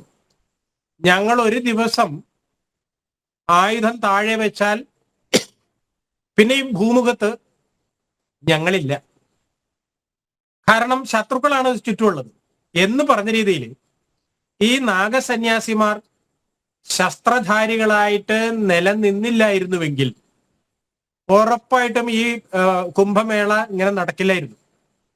ഇപ്പൊ ശരിയാണ്, കേന്ദ്ര സർക്കാരിന്റെയും സംസ്ഥാന സർക്കാരിന്റെയും നിർലോഭമായ സഹകരണം ഉണ്ട് എന്നുള്ളത് ശരിയാണ്. പക്ഷേ ഇതൊന്നും തന്നെ ഇല്ലാതിരുന്ന ഒരു കാലം ഉണ്ടായിരുന്നു. ഒന്നുകൂടി കൃത്യമായിട്ട് പറഞ്ഞ 1774 മാർച്ച് 20 നമ്മുടെ വാറൻ ഹേസ്റ്റിങ്സ് ലോറൻസ് സുള്ളവാൻ എന്ന് പറയുന്ന ഒരു ഓഫീസർക്ക് ഒരു കത്തയക്കുന്നുണ്ട്. ആ കത്തിന്റെ ഉള്ളടക്കം എന്ന് പറഞ്ഞാൽ നാഗസന്യാസിമാരെ ഒന്നടങ്കം കൊന്നൊടുക്കണമെന്നായിരുന്നു. അത് നടന്നില്ല എന്ന് മാത്രമല്ല, അതിന് ശ്രമിച്ച പല ആളുകളും ഭൂമുഖത്ത് ഉണ്ടായിരുന്നില്ല എന്നുള്ളതാണ് ചരിത്രം പിന്നീട് നമ്മൾ പറയുന്നത്. അങ്ങനെ ഓരോ കാലഘട്ടത്തിലും ഈ ആക്ഷേപങ്ങൾ ഉണ്ടാക്കി ഇവരെ ഇല്ലായ്മ ചെയ്യുക എന്ന വളരെ കൃത്യമായ ചില തന്ത്രമാണ് ഇവിടെ പയറ്റിക്കൊണ്ടിരിക്കുന്നത്. അത് ഞാൻ നേരത്തെ സൂചിപ്പിച്ചതുപോലെ 1666 മുതൽ തുടങ്ങിയ പരിപാടിയാണ്. അത് ഓരോ കാലഘട്ടത്തിലും ഉണ്ടായിട്ടുണ്ട്. മറ്റൊരു കാര്യം, ഈ പലർക്കും അറിയാവുന്ന ഒരു കാര്യമാണ്, 1855 ഹരിദ്വാർ കുംഭമേളയിൽ വെച്ചിട്ടാണ് ദയാനന്ദ സരസ്വതിയുടെ ഗുരുവായ സ്വാമി ഉമാനന്ദ്ജി യുടെ നേതൃത്വത്തിൽ ബ്രിട്ടീഷ് സാമ്രാജ്യത്തിനെതിരായിട്ടുള്ള പോരാട്ടം നടത്തണമെന്ന് തീരുമാനിക്കുന്നു. അപ്പോ ഇന്ത്യൻ സ്വാതന്ത്ര്യ സമരത്തിൽ പോലും നിർണായകമായ പങ്ക് വഹിച്ചിട്ടുള്ളവരാണ് ഇവര്. വെറുതെ ഓങ്ക്രീം കുട്ടിച്ചാത്ത എന്ന് പറഞ്ഞുകൊണ്ട് ഭസ്മം പൂശി നടക്കുന്നവരല്ല. ഈ രാജ്യത്ത് സമാധാനം ഉണ്ടാവണം, ധർമ്മം പുലരണം. ആ ധർമ്മം എന്ന് പറഞ്ഞാൽ ഏതെങ്കിലും ഒരു മതവിഭാഗത്തിന്റെയോ ജാതിയുടെ അല്ല. നേരത്തെ സ്വാമിജി ചൂണ്ടിക്കാണിച്ചിരുന്നു, ഇതിൽ സിഖ് സമുദായമുണ്ട്, ജൈനന്മാരും ബുദ്ധന്മാരുമുണ്ട്, അതുപോലെ ഇതിന് സേവ നടത്തുന്നതിന് വേണ്ടിയുള്ള മുസ്ലിം സമുദായത്തിലെ സഹോദരൻ എല്ലാവരും ഉണ്ട്. അങ്ങനെ വരുമ്പോൾ ശ്രീനാരായണ ഗുരുദേവൻ പറഞ്ഞ ഒരു ജാതി ഒരു മതം ഒരു ദൈവം എന്നുള്ളത് കാണണമെങ്കിൽ, അനുഭവിക്കണമെങ്കിൽ ഈ കുംഭമേളയിൽ ഒരിക്കലെങ്കിലും പങ്കെടുക്കണമെന്നുള്ളത്. അവിടെ മറ്റു തരത്തിലുള്ള ഒരു വേർതിരി കഷ്ടപ്പാടുകളൊക്കെ ഉണ്ട്, അത് വേറൊരു പ്രശ്നം. അപ്പോ ഈ കഷ്ടതകളുണ്ട് എന്നത് വിചാരിച്ച് അതിനെ ഹൈലൈറ്റ് ചെയ്ത് അതുകൊണ്ട് കുംഭമേള മോശമാണ് എന്ന് വരുത്തി തീർക്കാനുള്ള പ്രശ്നങ്ങളൊക്കെ ഉണ്ട്. അതിരിക്കട്ടെ. പക്ഷെ ഇന്ന് ലോകം തിരിച്ചറിഞ്ഞു എന്നതുകൊണ്ടാണ് നേരത്തെ സ്വാമി സൂചിപ്പിച്ചതുപോലെ വിദേശ രാജ്യങ്ങളിൽ നിന്ന് വരെ സന്യാസി ശ്രേഷ്ഠന്മാര്, അത് അവിടെ ജനിച്ച ആളുകൾ, അത് സ്ത്രീയുണ്ട് പുരുഷനുണ്ട്, അവരെല്ലാവരും വരികയാണ്. പിന്നെ ഇതിൽ വരുന്നത് യഥാർത്ഥത്തിൽ വ്യത്യസ്തരായ എത്രമാത്രം മതങ്ങളുണ്ട്, ആ മതങ്ങൾ എല്ലാവരും വരുന്നുണ്ട്. കാരണം ഈ ഗംഗയിൽ സ്നാനം ചെയ്യുക, തങ്ങളുടെ ഉപാസനയെ മുറുകെ പിടിക്കുക, അങ്ങനെ സ്വയം നവീകരിക്കുക, തങ്ങളുടെ പൂർവികന്മാരുടെ പോലും നവീകരണം ഉറപ്പാക്കുക, ഈ ലോകത്തിന്റെ മുഴുവനും നന്മയുണ്ടാകുക, ഇതാണ് അതിന്റെ കണ്ടന്റ് എന്ന് പറഞ്ഞു കഴിഞ്ഞാൽ. അപ്പൊ അതിനു വേണ്ടിയിട്ട് മുന്നോട്ട് വരുമ്പോൾ പിന്നെ സ്വാഭാവികമാണ്, എവിടെ നല്ല കാര്യമുണ്ടോ അതിനെതിരായിട്ടുള്ള പ്രചരണം ഉണ്ടാകുക എന്നുള്ള കാര്യത്തിൽ ഒരു സംശയമില്ല. അപ്പോ ഈ തരത്തിലുള്ള ദുഷ്പ്രചരണങ്ങൾ അതിന്റെ ഭാഗമായിട്ട് മാത്രമേ നമ്മൾ കാണേണ്ടതുള്ളൂ. വളരെ പ്രധാനപ്പെട്ട ഒരു കാര്യം, ഈ കുംഭമേള അടക്കമുള്ളതായ നമ്മുടെ ഈ പരിപാടികൾക്ക് ഒരു 3 ഡയമെൻഷൻ ഉണ്ട് എന്ന കാര്യം ആരും മറക്കാൻ പാടില്ല. അതായത് ആധ്യാത്മികം, ആദിഭൗതികം, ആദിദൈവികം. ആദിദൈവികമായ സങ്കല്പത്തിന്റെ അടിസ്ഥാനത്തിലാണ് നമുക്കറിയാവുന്നത് പോലെ പുരാണ കാലഘട്ടത്തിൽ പാലാഴി മഥനം നടന്നുവെന്നും അതിൽ വന്നതായ അമൃതവുമായി ഗരുഡൻ പറന്നുയർന്നുവെന്നും അത് മറ്റ് നദികളിൽ വീണു, ആ വീണ ആ നദികൾ ഈ സമയത്ത് അമൃത തുല്യമാകുന്നുവെന്ന ഒരു ദൈവികമായ ഒരു കൽപ്പനയാണ്. ആധ്യാത്മികമായ കൽപ്പന എന്ന് പറഞ്ഞാൽ ഗംഭീരമായ ശാസ്ത്രാധ്യയനം, അത് ദ്വൈതവും അദ്വൈതവും വിശിഷ്ടാദ്വൈതവും തുടങ്ങിയതായ എല്ലാ ദാർശനിക പദ്ധതികളും ജ്ഞാനവും എല്ലാം ഉരുക്കഴിക്കുന്ന ആചാര്യന്മാരാണ്. അതിന്റെ സമർപ്പണം കൂടിയാണ് അവിടെ നടക്കുന്നത്. അപ്പൊ നമ്മുടെ ഭാരതം മുന്നോട്ട് വെക്കുന്ന അറിവിന്റെ ഏറ്റവും വലിയ ഉത്സവമാണിത്. മൂന്നാമത്തതാണ് ആദിഭൗതികം എന്നത്. നാം നമ്മുടെ എല്ലാം ദൃഷ്ടിയിൽ നോക്കിക്കഴിഞ്ഞാൽ ഇതിലൂടെ എത്ര ലക്ഷക്കണക്കിന് ആളുകൾക്കാണ് തൊഴിലുണ്ടായിട്ടുള്ളത്.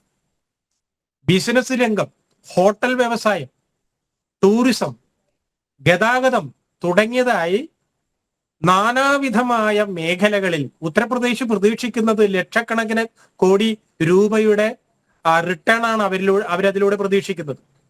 അതിനു വേണ്ടിയിട്ട് 2500 കോടി രൂപ സംസ്ഥാന സർക്കാർ ഓൾറെഡി അതിന് വകയിരുത്തി കഴിഞ്ഞു.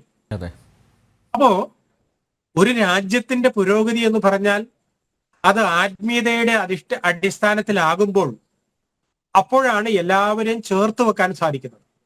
ഈ പറഞ്ഞ രീതിയിലും 3 ഡയമെൻഷൻ, ആധ്യാത്മികം, ആദിഭൗതികം, ആദിദൈവികം, ഈ 3 തരത്തിലുള്ള കാര്യത്തെയും നമ്മൾ കൂട്ടി വായിക്കേണ്ടതുണ്ട്. അതോടൊപ്പം തന്നെ ഇത് ഏതെങ്കിലും ഒരു സമ്പ്രദായത്തിന്റെ ആചാരമല്ലേ അല്ല. സത്യദർശികളായ, അതാണ് ഞാൻ സനാതന ധർമ്മത്തിന് വേറൊരു ഭാഷയിൽ പറയുകയാണ്, സത്യദർശികളായ ഗുരുക്കന്മാരുടെ വിജ്ഞാനത്തിന്റെ അടിസ്ഥാനത്തിൽ, അത് ഏത് സമ്പ്രദായവും ആവാം, ആ ധാർമ്മിക മാർഗത്തിലൂടെ സഞ്ചരിക്കുന്ന മഹത്തുക്കളുടെ വലിയൊരു ഉത്സവമാണ്, അറിവിന്റെ ഉത്സവമാണ്, ആനന്ദത്തിന്റെ ഉത്സവമാണ് ഇവിടെ നടക്കുന്നത്. അപ്പൊ ആ ദൃഷ്ടിയിലാണ് നമ്മൾ കാണേണ്ടത്. മാത്രമല്ല, ലോകത്തിന് ഭാരതം നൽകുന്ന ഏറ്റവും വലിയ സംഭാവന അത് തന്നെയാണ്, ആത്മീയതയുടെ സന്ദേശം. എത്ര വിശ്വംഭവത്യേക നീട എന്ന് പറയുന്നതും ലോക സമസ്ത സുഖിനോ ഭവന്തു എന്നൊക്കെ പറയുന്ന വലിയ സന്ദേശത്തിന്റെ പ്രഖ്യാപനമാണ് ഇവിടെ നടക്കുന്നത്. അപ്പൊ ഈ ദൃഷ്ടിയിലാണ് നമ്മൾ ഇതിനെ കാണേണ്ടത്. ഏതെങ്കിലും സഹോദരന്മാർക്ക് ഇത് സംബന്ധിച്ച് തെറ്റിദ്ധാരണ ഉണ്ട് എങ്കിൽ അവരിതിനെ ശരിയായി മനസ്സിലാക്കാൻ ശ്രമിക്കുക എന്നത് മാത്രമാണ്. നേരത്തെ നൂർജഹാൻ ചൂണ്ടിക്കാണിച്ചിരുന്നു അതിന്റെ പല ഇതിനെ സംബന്ധിച്ച്. തെറ്റിദ്ധാരണയുടെ പുറത്താണ് പലപ്പോഴും ഇത് ഞങ്ങളുടെ ഭൂമിയാണ്, ഞങ്ങളുടെ ഔദാര്യം കൊണ്ടാണ് ഇത് നടക്കുന്നത് തുടങ്ങിയതായ അവകാശവാദങ്ങളെല്ലാം 100% തെറ്റിദ്ധാരണയുടെ അടിസ്ഥാനത്തിലാണ്. ഇങ്ങനെയാണ് എങ്കിൽ ലോകം എങ്ങനെ മുന്നോട്ട് പോകും? പരസ്പരം സ്നേഹിച്ചും സഹകരിച്ചും വിട്ടുവീഴ്ച ചെയ്തുകൊണ്ടല്ലേ നമുക്ക് മുന്നോട്ട് പോകാൻ സാധിക്കുന്നത്.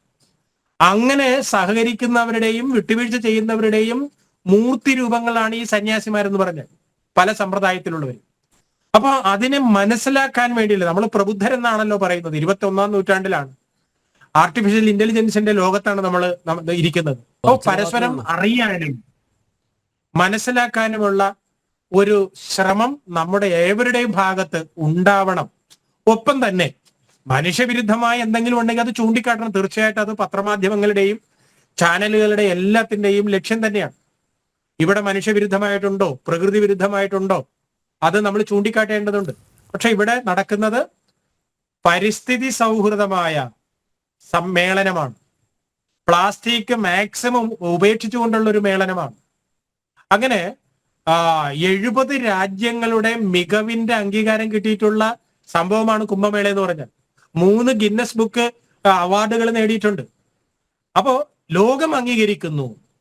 ചെറിയ മനസ്സിലെ വ്യക്തികൾക്ക് ഇതിനെ അംഗീകരിക്കാൻ സാധിക്കുന്നില്ല എന്ന് പറയുമ്പോൾ എവിടെയാണ് കുഴപ്പം എന്നുള്ളതാണ് നമ്മൾ പരിശോധിക്കേണ്ടത്.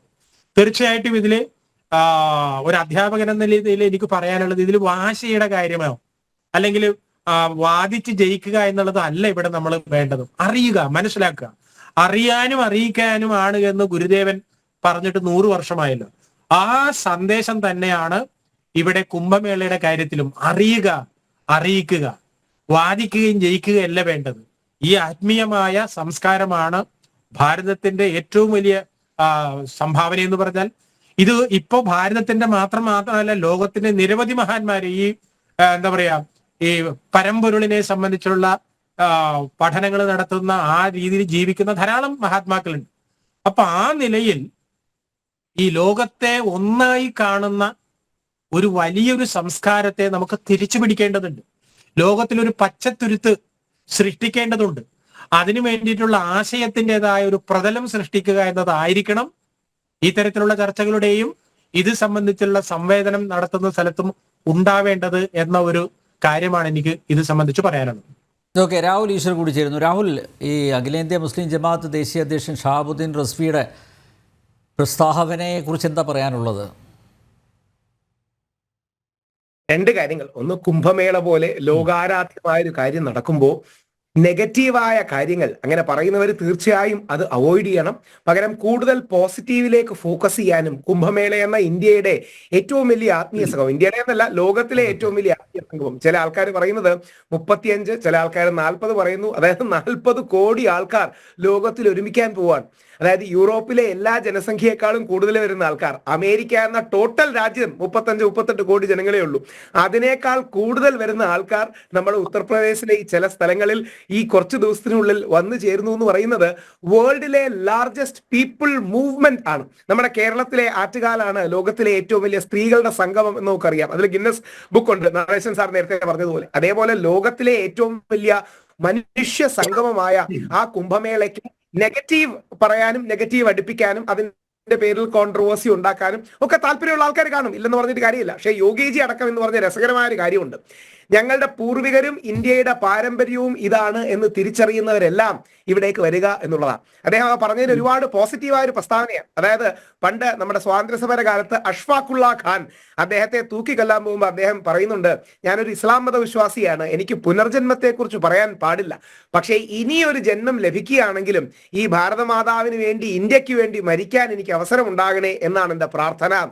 അതാണ് അതിന്റെ ഏറ്റവും മനോഹരമായ സമന്വയം. നമുക്ക് വിശ്വാസങ്ങൾ കാണാം, നമുക്ക് നമ്മുടേതായ പ്രത്യേക പാതകൾ കാണാം, പക്ഷേ പൊതു ഭാരതീയ ധർമ്മമെന്നോ ഭാരതീയ ധാരയെന്നോ ഇന്ത്യൻ കൾച്ചറെന്നോ ഇനി എന്ത് പേര് വിളിച്ചാലും കുഴപ്പമില്ല. ഓരോ ആൾക്കാർ ഓരോ പേര് വിളിക്കും. സനാതനം എന്ന് വിളിച്ചാൽ നമ്മുടെ ലെഫ്റ്റിസ്റ്റുകൾക്ക് ഇഷ്ടപ്പെടില്ല, സ്റ്റാലിൻ ഇഷ്ടപ്പെടില്ല. ഇനി സനാതനമെന്നോ അല്ലെങ്കിൽ ഹൈന്ദവമെന്നോ ഭാരതീയമെന്നോ ഹിന്ദുസ്ഥാനിന്നോ ഇന്ത്യനെന്നോ എന്ത് പേര് വിളിച്ചാലും ഈ കൾച്ചർ ലോകത്തിന് ഒരുപാട് സംഭാവനകളുണ്ട്. മുമ്പ് സംസാരിച്ച എല്ലാവരും, പ്രത്യേകിച്ച് നുസ്രത്തിയൊക്കെ എനിക്ക് വ്യക്തിപരമായിട്ട് അറിയാം, എല്ലാം എന്താ പറയുക പ്രസക്തമായ കാര്യങ്ങൾ സൂചിപ്പിച്ചിട്ടുണ്ടാവും എന്ന് എനിക്ക് ഉറപ്പാണ്. നടേശൻ സാർ പറഞ്ഞാണ് കേട്ടത്. അത് കേട്ടപ്പോൾ എനിക്ക് ഒരു കാര്യം കൂടി ആഡ് ചെയ്യാൻ തോന്നിയത്, ഇന്ത്യയെ നമുക്ക് തൽക്കാലം നമ്മുടെ കൾച്ചറിനെ കുറിച്ച് പറയുമ്പോൾ ഒന്ന് മാറ്റി വെക്കാം.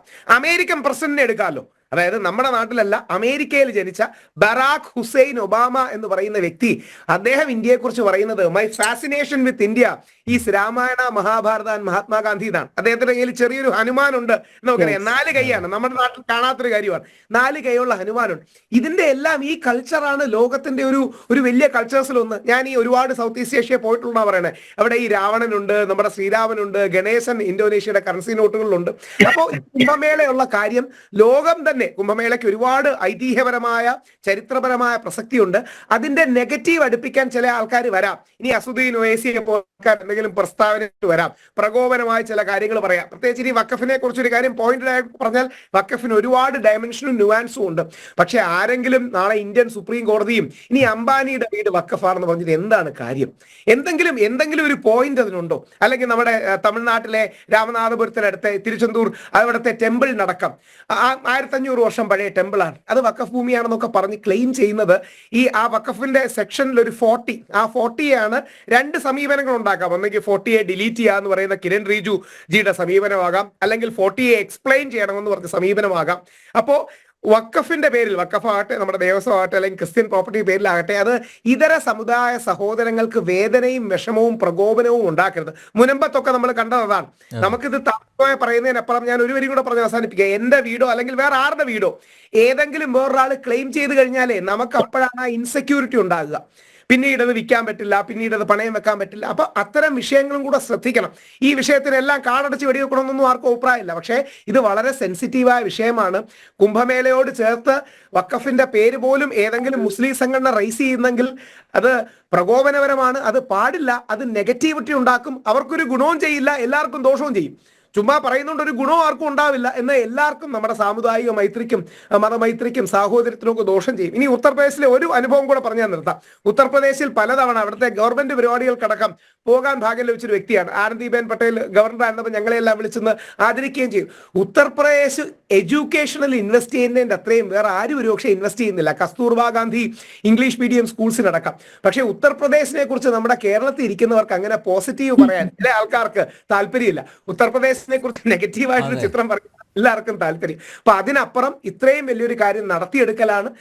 നമ്മുടെ അയോധ്യയിലെ പ്രാണപ്രതിഷ്ഠയുടെ ദിനം അവിടെ പോകാനും കവർ ചെയ്യാനും ഭാഗ്യം ലഭിച്ചൊരു വ്യക്തിയാണ്. അദ്ദേഹം പറഞ്ഞ പോലെ ഗിന്നസ് ലോകത്തെ ഏറ്റവും കൂടുതൽ ദിയ ഗിന്നസ് ലോക റെക്കോർഡ് അടക്കമുണ്ട്. അപ്പൊ ഇത് നമ്മുടെ ഒരു കൾച്ചറിന്റെ സെലിബ്രേഷൻ ആണ്. ആ കൾച്ചർ ഇന്ത്യയുടെ സോഫ്റ്റ് പവർ ആണ് എന്ന തിരിച്ചറിവിൽ ഒരുമിച്ച് എല്ലാവർക്കും, എല്ലാ ഭാരതീയർക്കും, എല്ലാ ഇന്ത്യക്കാർക്കും സെലിബ്രേറ്റ് ചെയ്യാനാകട്ടെ. പ്രത്യേകിച്ച് ഇന്ന് ജനുവരി 12 കൂടെയാണ്, ഇന്ന് വിവേകാനന്ദ സ്വാമിയുടെ ജയന്തിയാണ്. ലോക ഗുരുവായി നമ്മുടെ ഇടയിൽ പറഞ്ഞ ലോക മതമഹാസമ്മേളനത്തിൽ പോയി വിവേകാനന്ദനാണ് പറഞ്ഞത്, I come from the mother of all religions എന്നാണ്, I come from the most ancient order of monks എന്നാണ്. ഇത് കേട്ടപ്പോൾ അവിടുത്തെ ആൾക്കാർ കൈയടിക്കുകയാണ്. അതായത് അമേരിക്കയിൽ 100-130 വർഷം മുമ്പത്തെ കാര്യമാണ്. 130 വർഷം മുമ്പ് വിവേകാനന്ദ സ്വാമി പോയ എക്സാക്ട് വേർഡ്സ് ആണ് ഞാൻ പറയുന്നത്. അദ്ദേഹം ഡയലൂട്ട് ചെയ്ത് എന്താ പറയണേ, സോഫ്റ്റ് ആക്കിയില്ല. I come from the mother of all religions and from the most ancient order of monks എന്ന് പറയുമ്പോൾ അമേരിക്കക്കാർക്ക് കൈയടിക്കാൻ കഴിഞ്ഞു. പക്ഷെ എനിക്ക് ഉറപ്പുണ്ട് വിവേകാനന്ദൻ ഇന്ന് കേരളത്തിൽ ഒന്ന് പറയുകയാണെങ്കിൽ നമ്മുടെ ആൾക്കാർ പറയുമായിരുന്നു അത് കുറച്ച് വർഗീയതയാണ് എന്ന്. അപ്പൊ അതാണ് നമ്മുടെ ഒരു കൗതുകകരമായ അവസ്ഥ. അതെ അതെ, നമ്മൾ വാക്കുകൾ ശ്രദ്ധിക്കണം രാഹുൽ. യെസ്, ശ്രീമതി നുസ്രത്ത് ജഹാൻ, എന്തായാലും റസ്വി പറഞ്ഞു പോയി എന്നല്ലാതെ മറ്റ് മുസ്ലിം സംഘടനകളൊന്നും അത് ഏറ്റെടുത്തിട്ടില്ല. എനിക്ക് തോന്നുന്നു എല്ലാവർക്കും അതിനെക്കുറിച്ച് കുംഭമേളയുടെ പ്രാധാന്യവും പ്രസക്തിയും അതിലൊരു തിരിച്ചറിവ് വന്നിട്ടുണ്ട് എന്നാണ് ഞാൻ മനസ്സിലാക്കുന്നത്. തിരിച്ചറിവ് വന്നിട്ടൊന്നുമല്ല. തിരിച്ചറിവ് വന്നാലും പറയാ എന്താ, സന്യാസിമാർ ഉടുക്കാത്തത് കാണാൻ പോയി, അതിനു വേണ്ടി കോടികൾ ചെലവഴിക്കുന്നത്. അതേ പറയുള്ളൂ. തിരിച്ചറിവ് എണ്ണം കൂടുതലാണല്ലോ നമ്മുടെ നാട്ടില്. അതല്ല, ഇത് ഭൂമി മാഫിയാണ് വഖഫ് ബോർഡ് എന്ന് പറയുന്നത്. അത് മനുഷ്യർ തിരിച്ചറിഞ്ഞു, ലോകം തിരിച്ചറിഞ്ഞു ഈ ഭൂമി മാഫിയനെ എന്നുള്ളത്. അവർക്ക് പേടി തോന്നിയിട്ടുണ്ട്. ഇപ്പൊ കേരളത്തിലാണെങ്കിലും മുനമ്പം, അങ്ങനെ കുറെ വിഷയങ്ങളുണ്ടല്ലോ. ഇപ്പൊ പാർലമെന്റ്, ഡൽഹിയിലെ 40% ഭൂമി ഇപ്പൊ വഖഫിന്റെ ആണെന്ന് അവര് പറയണ. അപ്പൊ അതൊക്കെ ആരെ കയ്യിലാന്ന് പരിശോധിക്കുമ്പോ എല്ലാ റെക്കോർഡും എടുത്ത് പരിശോധിക്കൽ തുടങ്ങിയിട്ടുണ്ട്. ഉത്തർപ്രദേശ് ആയിരിക്കും ആദ്യം അത് നടപ്പാക്കുക. ഒരു സാധനവും മാഫിയകളെ കയ്യിലുള്ളത് പിടിച്ചെടുക്കാതിരിക്കില്ല. പക്ഷെ ഏതെങ്കിലും ശരിയായിട്ടുള്ള വഖഫ് ചെയ്ത ഭൂമിയാണെങ്കിൽ വഖഫിന്റെ കയ്യിലിരിക്കും. അല്ലെങ്കിൽ അങ്ങനെ ഒരു ആവശ്യമില്ല എന്നുള്ളതാണ് ഇപ്പൊ ഗവൺമെന്റ് തീരുമാനം എന്നാണ് അടുത്ത ദിവസം തന്നെ അറിയാനും പറ്റി. പിന്നെ ഇവരെ തിരിച്ചറിവ് പറഞ്ഞാൽ ഇവർക്ക് എങ്ങനെയെങ്കിലും ഇസ്ലാമിക രാജ്യമാക്കാൻ വേണ്ടി പുറപ്പെടുന്നവർ ഏറ്റവും അധികം ഉള്ള കേരളത്തിലാണ്.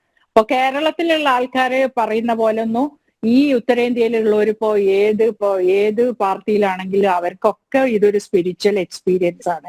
12 കൊല്ലത്തിൽ നടക്കുന്ന ഈ കുംഭമേള ഏറ്റവും പ്രധാനപ്പെട്ടായിട്ട് അവരെ ദൈവത്തിൽ വിശ്വാസമില്ലാത്ത ആൾക്കാർ ഇവിടൊക്കെ വളരെ കുറവാണ്.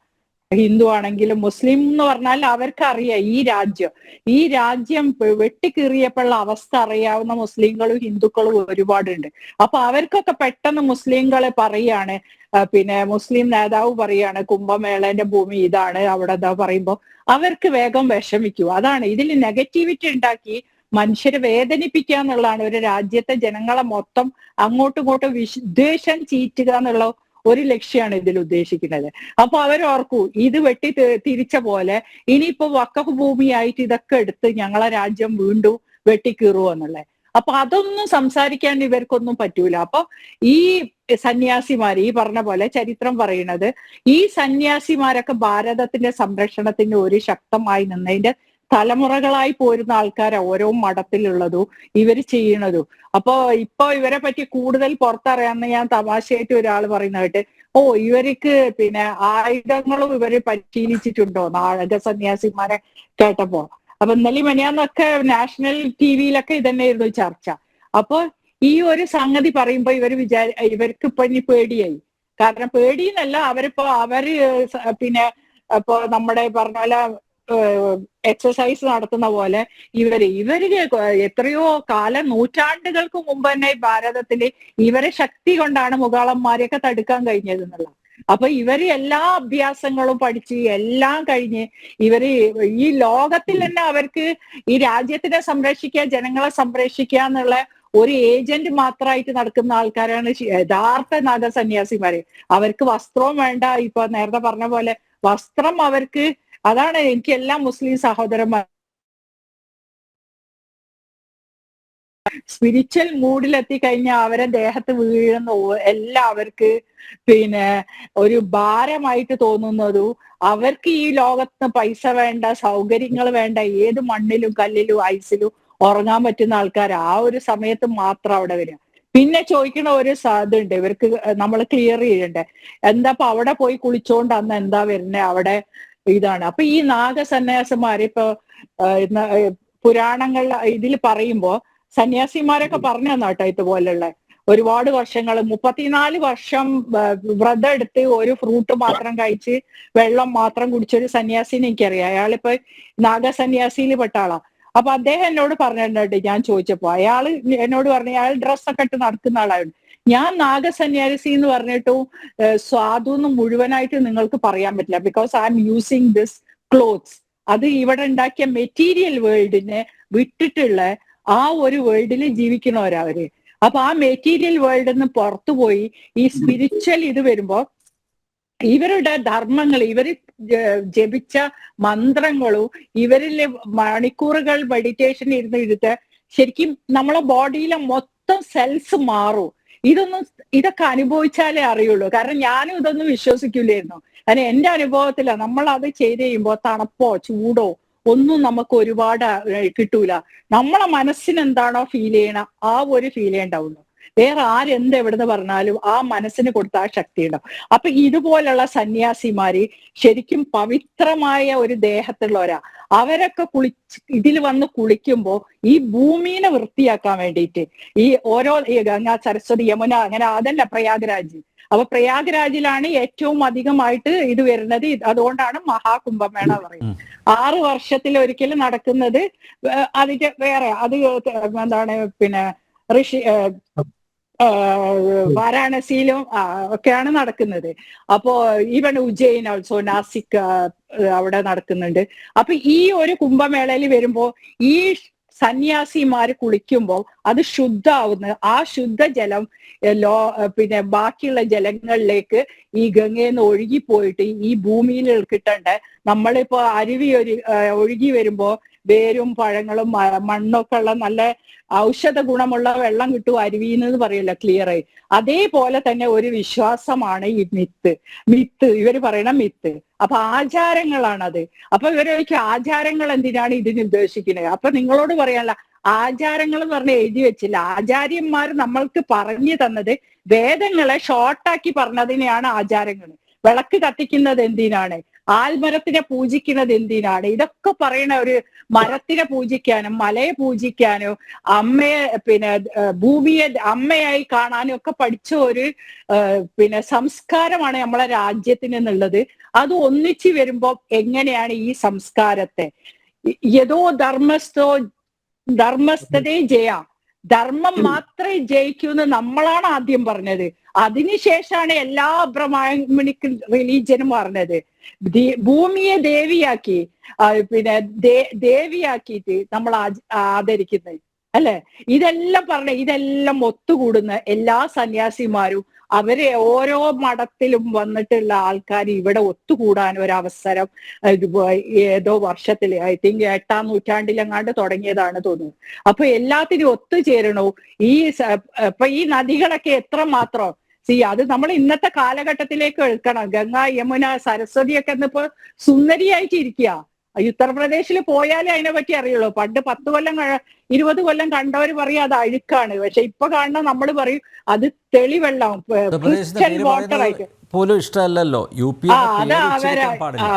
അതിപ്പോ നമ്മൾ കാണുന്നുണ്ട് കേരളത്തിൽ എന്തൊക്കെയാ നടക്കുന്നത്. ബാഗെ സ്ക്രോൾ ചെയ്ത് കളയാനാ നമുക്ക് തോന്നുക കേരളം നോക്കുമ്പോ. UP-നൊക്കെ പറയാൻ മാത്രം ഒരിക്കലും ഇനി അവരൊന്നും വളർന്നിട്ടില്ല ഉത്തരേന്ത്യയെ പറ്റിയിട്ട്. അതിങ്ങനെ വീടിന്ന് പുറത്തിറങ്ങാതെ പണിയില്ലാതെ ഗൾഫിൽ നിന്ന് വല്ല ചാരിറ്റിയില് എന്താ പറയാ നന്മകാര്യങ്ങളെ കൊണ്ട് എന്തെങ്കിലും പൈസ വെറുതെ കിട്ടി തിന്നണോരോ, അധ്വാനിച്ച് ജീവിക്കണോനും ഈ ഭാരതത്തിനെയോ ഈ UP-നെയോ ഒന്നും കുറ്റം പറയാൻ ഇനി ആവൂല. ഒരാളും പറയില്ല. ഇതുപോലുള്ള കുറച്ച് ആൾക്കാരാ. അപ്പൊ ഈ ഒരു സമ്പ്രദായം ഈ ഒരു രാജ്യത്തിനെ ലോകത്തിന് കാണിച്ചു കൊടുത്ത് എന്താണ് ലോകം ലോകം ഇത് മനസ്സിലാക്കിയിട്ടാണ് ഇത്രയധികം വിദേശികൾ വരുന്നത്. വിദേശികൾ എല്ലാ ഫ്ലൈറ്റ്സും ബുക്ക്ഡ് ആണ്. അത്രയും പേര്, കാരണം എല്ലാത്തിനും വരുമ്പോ വിസ അപ്ലൈ ചെയ്തതിന്റെ നമ്പേഴ്സ് കാണാം. അപ്പൊ അത്രയധികം വിദേശികൾ പങ്കെടുക്കുന്നു. ഇതൊക്കെ വരുമ്പോ വല്ല പേടിയാ. ബംഗ്ലാദേശ് പോലെയോ പാകിസ്ഥാൻ പോലെയോ അഫ്ഗാനിസ്ഥാൻ പോലെയോ ഒന്നും ഭാരതത്തിനെ ആക്കാൻ പറ്റൂല എന്നുള്ള ഒരു പേടി ഇവരെ മനസ്സിലൊക്കെ തുടങ്ങി. നമ്മളെ പോലുള്ളവരൊക്കെ പറയാൻ തുടങ്ങി ഖുർആനിൽ എന്താ ഉള്ളത്, ഖുർആൻ ഇതാണ് പറഞ്ഞത്, നിങ്ങൾ പറഞ്ഞ ശരീഅത്തല്ല പറഞ്ഞത്. പ്രോഫറ്റിന് ശേഷം 354 വർഷങ്ങൾക്ക് ശേഷം പെണ്ണുങ്ങളെ ഇല്ലാതാക്കാൻ പറഞ്ഞ ശരീഅത്തിനെയാണോ ഞങ്ങളൊക്കെ വിശ്വസിക്കേണ്ടത്? മുസ്ലിമായി ജീവിക്കണം നമുക്കത് വിശ്വസിക്കാൻ കഴിയില്ല. കാരണം അത് ആരോ എഴുതി അവരെ സൗകര്യത്തിന് എഴുതിയ. പക്ഷെ സനാതന ധർമ്മം എന്ന് പറഞ്ഞാൽ അങ്ങനെയല്ല. സനാതന ധർമ്മം എന്ന് പറഞ്ഞാൽ ഒരു കാലത്തും നശിക്കാത്ത ഒരു ധർമ്മം. അത് ധർമ്മത്തിനെ മാത്രം ഉയർത്തിപ്പിടിക്കുകയാണ്. അതുകൊണ്ട് എന്നും ധർമ്മമേ ജയിക്കുള്ളൂ. ഇപ്പൊ സനാതന ധർമ്മം ഇല്ല എന്ന് പറയുന്നത് ഇവരോട് ചോദിക്കാന്നുള്ള സത്യമേ ജയതേ എന്നാണ് സുപ്രീം കോടതിയിൽ എഴുതി വെച്ച്. ആ വാക്ക് എവിടുന്ന് വന്നു? വേദത്തിൽ നിന്നല്ലേ ഇവരെടുത്ത്. അപ്പൊ എങ്ങനെ ഇവിടെ സ്വാതന്ത്ര്യത്തിന് ശേഷം ഇവരത് എഴുതി വെച്ചോടെ? ഇവിടെ അങ്ങനെ ഒരു സാധനം ഉണ്ടായില്ല, അതൊക്കെ മിത്താണെങ്കിൽ എങ്ങനെ എഴുതിയെന്ന് ഇവരോട് ചോദിക്കുമ്പോൾ അവർക്ക് ഉത്തരം ഉണ്ടാവില്ല. അതാണ് ഇങ്ങനെ ഓരോന്നും നമ്മളെ പോലെയുള്ളവർ ഇവരോട് ചോദിക്കുമ്പോൾ താനേ പത്തി മടക്കിക്കോളൂ, അതന്നെ പറയാനുള്ളത്. അതുകൊണ്ട് ഇത് രാവിലെ പറ. അല്ല, മാഡം പറഞ്ഞത് കേട്ടപ്പോഴാണ് ഒരു കാര്യം. ഞാൻ ഇന്നലെയായിട്ട് നമ്മുടെ നാട്ടിലെ ചർച്ചകളോടൊപ്പം 1-2 ഇംഗ്ലീഷ് ചാനലിൽ ഇരുന്നിരുന്നു. അവിടെയും ബാക്കി റെപ്രസെന്റേറ്റീവ് ആയിട്ട് വന്ന അഞ്ജുമാൻ മസ്ജിദ്, അവിടുത്തെ SM യാസീൻ എന്ന വ്യക്തി, അദ്ദേഹം ഒരു മുസ്ലിം പണ്ഡിതൻ തന്നെയാണ്. UP സുന്നി സെൻട്രൽ വഖഫ് ബോർഡിനോടക്കം അദ്ദേഹം കോണ്ടാക്ട് നടത്തുകയും അദ്ദേഹം എന്നിട്ട് അതിശക്തമായി പറയുകയും ചെയ്യും. പുള്ളിയുടെ വരികൾ ഇങ്ങനെയാണ്: ചില സെൽഫ് പ്രൊക്ലെയിംഡ് ആയിട്ടുള്ള മൗലവിമാരും ക്ലെറിക്കുമാരും വന്ന് ഈ പ്രയാഗ്രാജിലെ ലാൻഡ് അവരുടെയാണെന്ന് പറയുന്നുണ്ട്. എന്നിട്ട് അടുത്ത വരി പ്രസക്തമാണ്: ആയിരക്കണക്കിന് വർഷമായി മഹാകുംഭം ആചരിച്ചുകൊണ്ടിരിക്കുന്ന ഈ സ്ഥലങ്ങൾ വഖഫിന്റെ ആണെന്ന് പറയുന്നത് ചീപ്പ് പബ്ലിസിറ്റി സ്റ്റണ്ടാണ്. അത് വഖഫ് ബോർഡിന് അങ്ങനെ യാതൊരു കാര്യവുമില്ല. ഇത്തരക്കാരെ നിങ്ങൾ യാതൊരു കാരണവശാലും പ്രൊമോട്ട് ചെയ്യരുതെന്ന് അവിടുത്തെ ഒരു പ്രമുഖ ഇസ്ലാമിക പണ്ഡിതൻ തന്നെ വന്ന് തെള്ളി പറഞ്ഞത് നമ്മൾ പ്രോത്സാഹിപ്പിക്കേണ്ടതാണ്, അല്ലെങ്കിൽ നമ്മളത് ഹൈലൈറ്റ് ചെയ്യേണ്ടതാണ്. അതായത് മനഃപൂർവ്വം ഒന്ന് ഉണ്ടാക്കുകയാണ്, പബ്ലിസിറ്റി സ്റ്റണ്ട് ആണെന്ന് അവിടുത്തെ അറിയപ്പെടുന്ന ഒരു മസ്ജിദിന്റെ വ്യക്തി ഇൻഫോർമേഷൻ ആയിട്ട് തന്നെ എടുത്തു. അപ്പൊ നാഷണൽ മീഡിയയിലൊക്കെ അദ്ദേഹത്തിന്റെ വാക്കുകൾ ഹൈലൈറ്റ് ചെയ്തു. അപ്പൊ നമ്മുടെ ഇടയിൽ പ്രശ്നം ഉണ്ടാക്കാൻ ചില ആൾക്കാർ എന്താ പറയുക വരും. കേരളത്തിലെ മാധ്യമങ്ങളിൽ ഈ വിഷയം പോലും ചർച്ച ചെയ്യുന്നില്ലല്ലോ. അവിടെ ഇപ്പൊ നീ പോണവരെയൊക്കെ കളിയാക്കും, അത്രയും.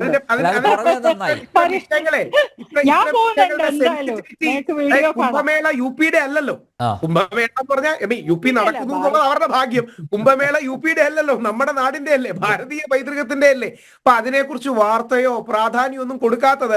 ഞാൻ അതിന്റെ ഒരു കാര്യം കൂടെ പറയാം. ഞാൻ ഇപ്പം ഈ ഗിന്നസ് റെക്കോർഡ് നടന്നപ്പോൾ ഞാൻ അവിടെ ഉണ്ട്. ഈ ദിയയുടെ കാര്യങ്ങളൊക്കെ ഞങ്ങൾ വലിയ സന്തോഷത്തോടെ വീഡിയോയും സാധനങ്ങളൊക്കെ അയച്ചു. ഞാൻ 1-2 പേർക്ക് ഇത് അയച്ചു. ഞാൻ വിചാരിച്ചു അവർക്ക് ഇത് വിഷ്വൽസ് എക്സ്ക്ലൂസീവ് കിട്ടുകയല്ലേ, അവർക്ക് ഇത് ഇടാൻ താല്പര്യം ഉണ്ടാവുന്നൊക്കെ. അതായത് അവിടെ നിന്ന് ലൈവായിട്ട് നമ്മുടെ പത്രക്കാരും ഇല്ല.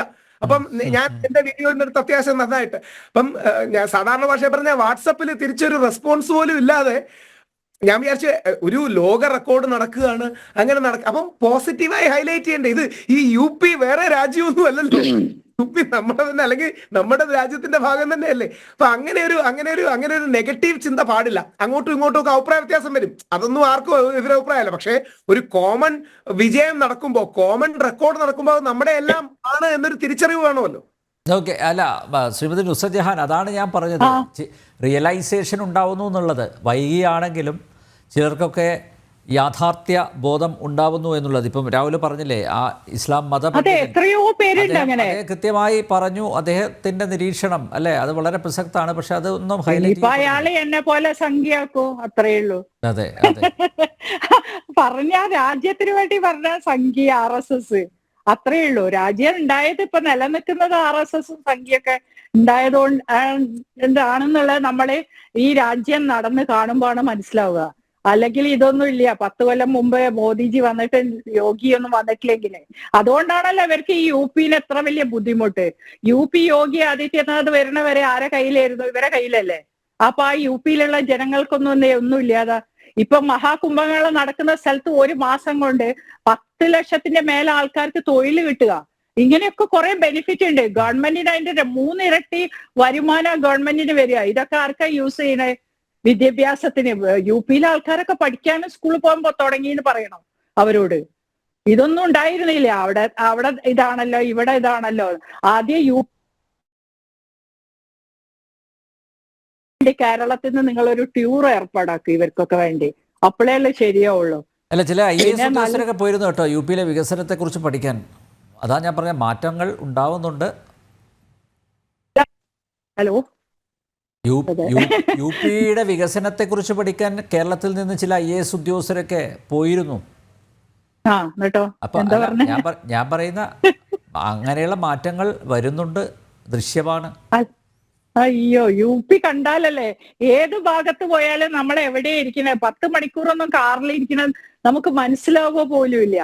ഇതുപോലെ തന്നെ ഈ കച്ചവടക്കാര്, അവർക്ക് വേണ്ടത് അവർക്ക് കിട്ടുന്നുണ്ട്. അവര് എല്ലാം നീറ്റായിട്ടുള്ള ഒരു സ്ഥലത്ത് നല്ല ഭക്ഷണം എല്ലാം. പിന്നെ ഈ പോകുന്ന ആൾക്കാർക്ക്, പിന്നെ ഇവിടെ ഈ കുംഭമേളയിൽ എത്തുന്നവർക്ക് മുഴുവനും ഭക്ഷണം കൊടുക്കുന്നത് ഫ്രീയാ. അവിടെ ഒരാൾക്ക് പൈസ. ലോകത്ത് അന്നം കൊടുക്കുന്നവനാണ് നമ്മൾ ബഹുമാനിക്കേണ്ടത്. അതാണ് ഏറ്റവും പുണ്യം എന്ന് പഠിപ്പിച്ചോ നമ്മളെ സംസ്കാരം. ഇവരൊന്നും പഠിപ്പിക്കുന്നതിന് മുമ്പേ ഇതിവിടെ എഴുതി. അന്നം കൊടുക്കുന്ന കൈകളാണ് നമ്മൾ മഹാദാനം, അന്നദാനം മഹാദാനം തന്നെ. മാധ്യമരംഗത്തെ അങ്ങടക്കം നിൽക്കുന്ന അൽജിയല്ല, ജന ടി വി അല്ല, പക്ഷെ മാധ്യമരംഗത്തും കൂടി ഒരു വിമർശനം പറയാൻ അനുവദിക്കണം. അതായത് ഇന്ന് വിവേകാനന്ദന്റെ ജന്മദിനമാണ്. ജന ടി വി എല്ലാം അടക്കം കൊടുത്തിട്ടുണ്ട്. ബാക്കി നമ്മുടെ ഒരു പ്രമുഖ മാധ്യമങ്ങളുടെയും വെബ്സൈറ്റിൽ പോലും ഒരുപാട് പേര് ഇത് ആഘോഷിച്ചല്ലോ, അതൊരു വാർത്തയായി പോലും കൊടുത്തില്ല. അതായത് യു പി എന്ന് പറഞ്ഞാൽ ചില ആൾക്കാർ പറയും അതിന് രാഷ്ട്രീയമുണ്ട്, ഇപ്പം Congress, B J P, CPM ഒക്കെ ഉണ്ടെന്ന്. വിവേകാനന്ദ സ്വാമി എല്ലാവർക്കും സ്വീകാരനാണല്ലോ. ഇടതിനോ വലതിനോ Congress, B J P, CPM ഭേദമില്ലല്ലോ. അത് കാര്യം എല്ലാവരും അക്സെപ്റ്റ് ചെയ്യുന്ന കുറച്ച് ആൾക്കാരിൽ ഒരാളാണ് വിവേകാനന്ദ സ്വാമി. വിവേകാനന്ദ സ്വാമിയുടെ ജന്മദിനം ഇന്നായിട്ട് ഇത്രയും പ്രാധാന്യമുള്ള വ്യക്തിയായിട്ട്, നമ്മുടെ ജാതീയത അടക്കം അതിജീവിക്കാൻ നമ്മളെ സഹായിച്ച ഒരു വ്യക്തിയായിട്ട്, ഏറ്റവും വലിയ മതസമന്വയവാദിയായിട്ട്, സൗഹാർദ്ദവാദിയായിട്ട്, പ്രമുഖമായ ഒരുമാതിരി എല്ലാ വെബ്സൈറ്റും എടുത്തു നോക്കി. എവിടെങ്കിലും ഒരു വിവേകാനന്ദ ജയന്തി ആഘോഷിച്ചു? ഇല്ലേ, അത് വരൂല. കാരണം മോദി അവിടെ പോയി ധ്യാനം ഇരുന്നോട് കൂടി വിവേകാനന്ദ സ്വാമി RSS ആയില്ലേ. ഞങ്ങൾ എന്തായാലും ഡിബേറ്റിന് മുമ്പ് അരമണിക്കൂർ വന്ദേ വിവേകാനന്ദ എന്നൊരു പരിപാടി സംപ്രേഷണം ചെയ്തു രാഹുൽ. മാത്രമല്ല രാവിലെ തൊട്ട് കൃത്യമായിട്ട് കാര്യങ്ങൾ അറിയിക്കുകയും ചെയ്യുന്നുണ്ട്.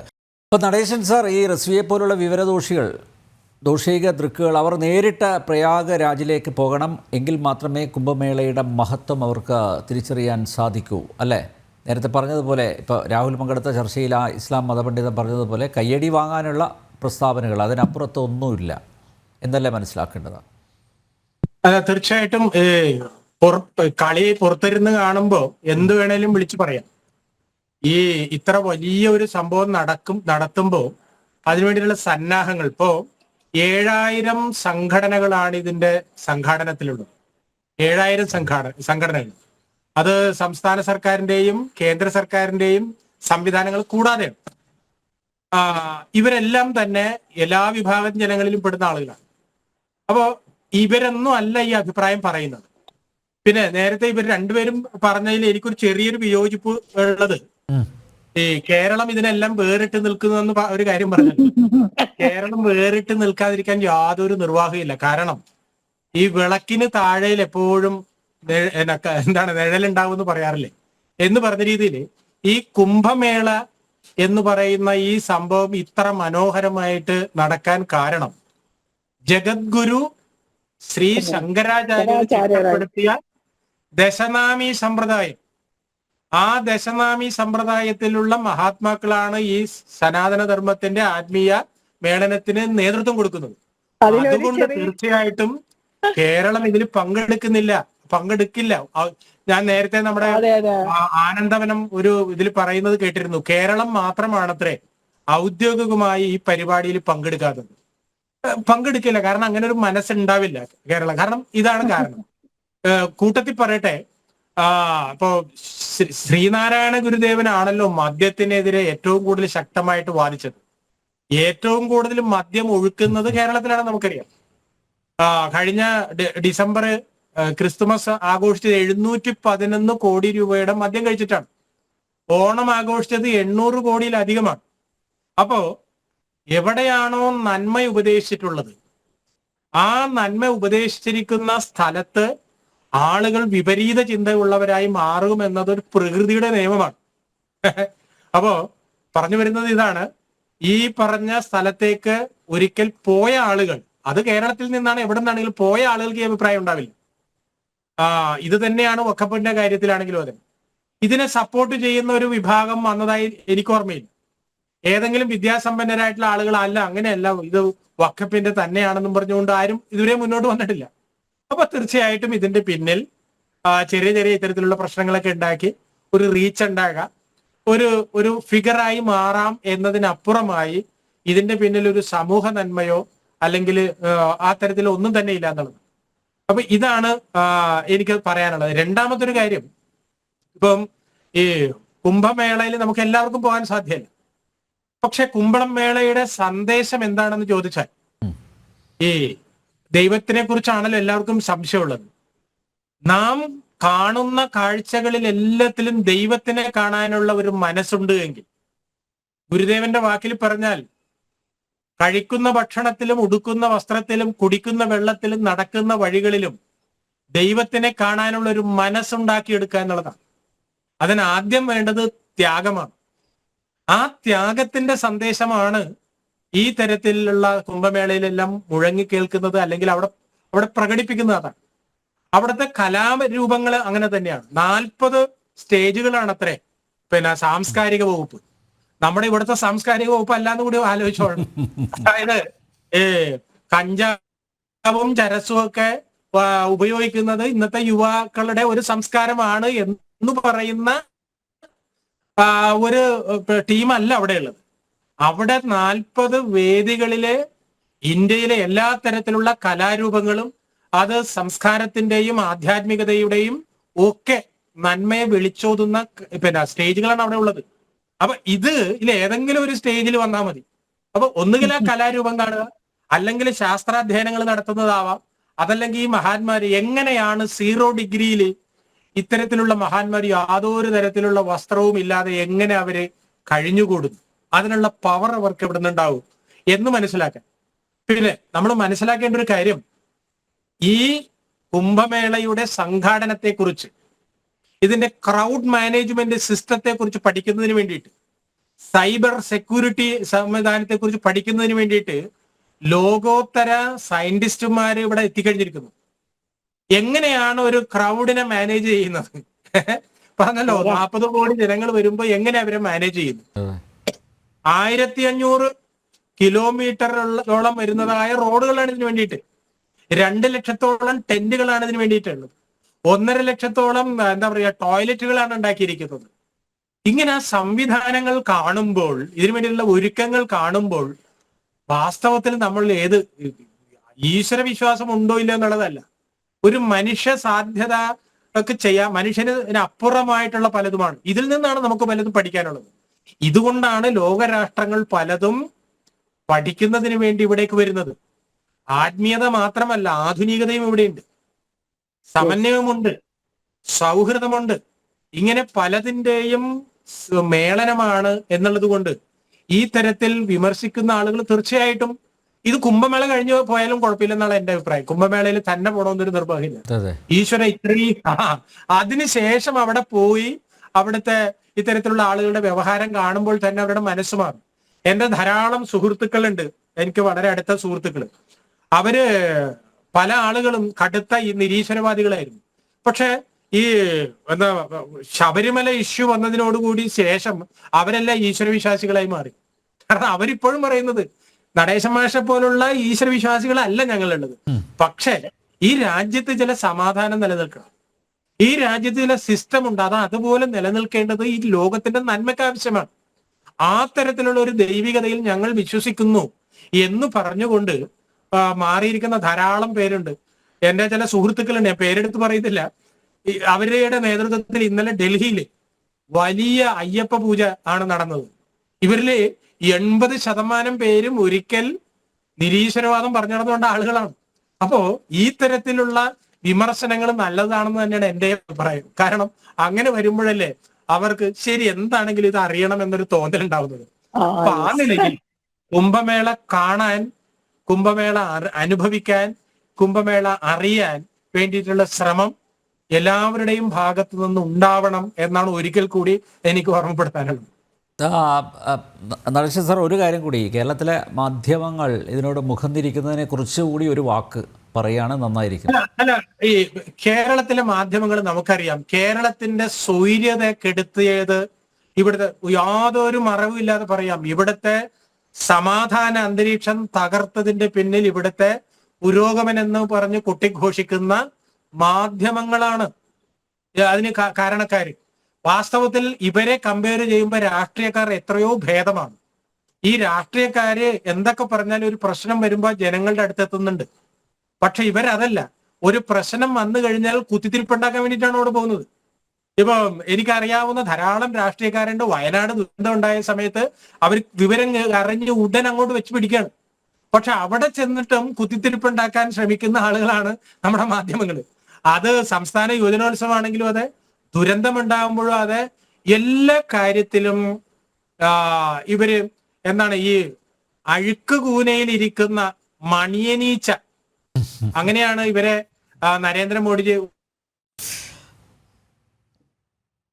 രോഗവാഹകമാരായിട്ടുള്ള അണുക്കളെ പേറിക്കൊണ്ട് മറ്റു സ്ഥലത്തേക്ക് ഈ രോഗത്തെ പരത്തുന്നതായ ഒരു സ്വഭാവം നമ്മുടെ കേരളത്തിലെ മാധ്യമ സുഹൃത്തുക്കൾ, നേരത്തെ രാഹുൽജി പറഞ്ഞതുപോലെ എല്ലാ മാധ്യമങ്ങളും അല്ല, നല്ല നല്ല മാധ്യമങ്ങളൊക്കെ ഉണ്ട്, ഇല്ലെങ്കിൽ നമ്മൾ ഈ വേദിയിൽ വരില്ലല്ലോ. അപ്പോ ആ തരത്തിൽ മാധ്യമ സുഹൃത്തുക്കൾ നന്മ വിചാരിക്കാൻ തുടങ്ങുന്ന ദിവസം കേരളം നന്മയിലേക്ക് പോകും. ഈ രാഷ്ട്രീയക്കാരെ പറഞ്ഞു പിരികേറ്റുന്നത് ഇവരാണ്. ഇങ്ങനെ എല്ലാ തരത്തിലും കുറച്ച് എത്തിക്സ് നിങ്ങൾ മനസ്സിലാക്കണം. എല്ലാ കാര്യത്തിലും, കുംഭമേളയുടെ കാര്യത്തിലും ആണെങ്കിലും അതെ, അതുപോലെ തന്നെ ലോകരാജ്യങ്ങളിലെ ഒരുമയുടെ സന്ദേശം പരത്തിയ സ്വാമി വിവേകാനന്ദന്റെ ജന്മദിനം ഇന്ന് യുവജന ദിനമായിട്ട് ആഘോഷിക്കുന്നു. ലോകം മുഴുവനും ആ മഹാത്മാവിന്റെ പേര് കേൾക്കുമ്പോൾ തന്നെ ആദരവോടുകൂടി എഴുന്നേറ്റ് നിന്നാണ് അവര് സ്വീകരിക്കുന്നത്. അതെല്ലാം ബോധപൂർവം, വളരെ കൃത്യമായി പറയട്ടെ, വളരെ കൃത്യമായി ഇതിനെ മറച്ചു വെക്കുന്ന മാധ്യമ സുഹൃത്തുക്കൾ ഒന്നോർക്കുക, കാലം വളരെ ദൂരത്തല്ല.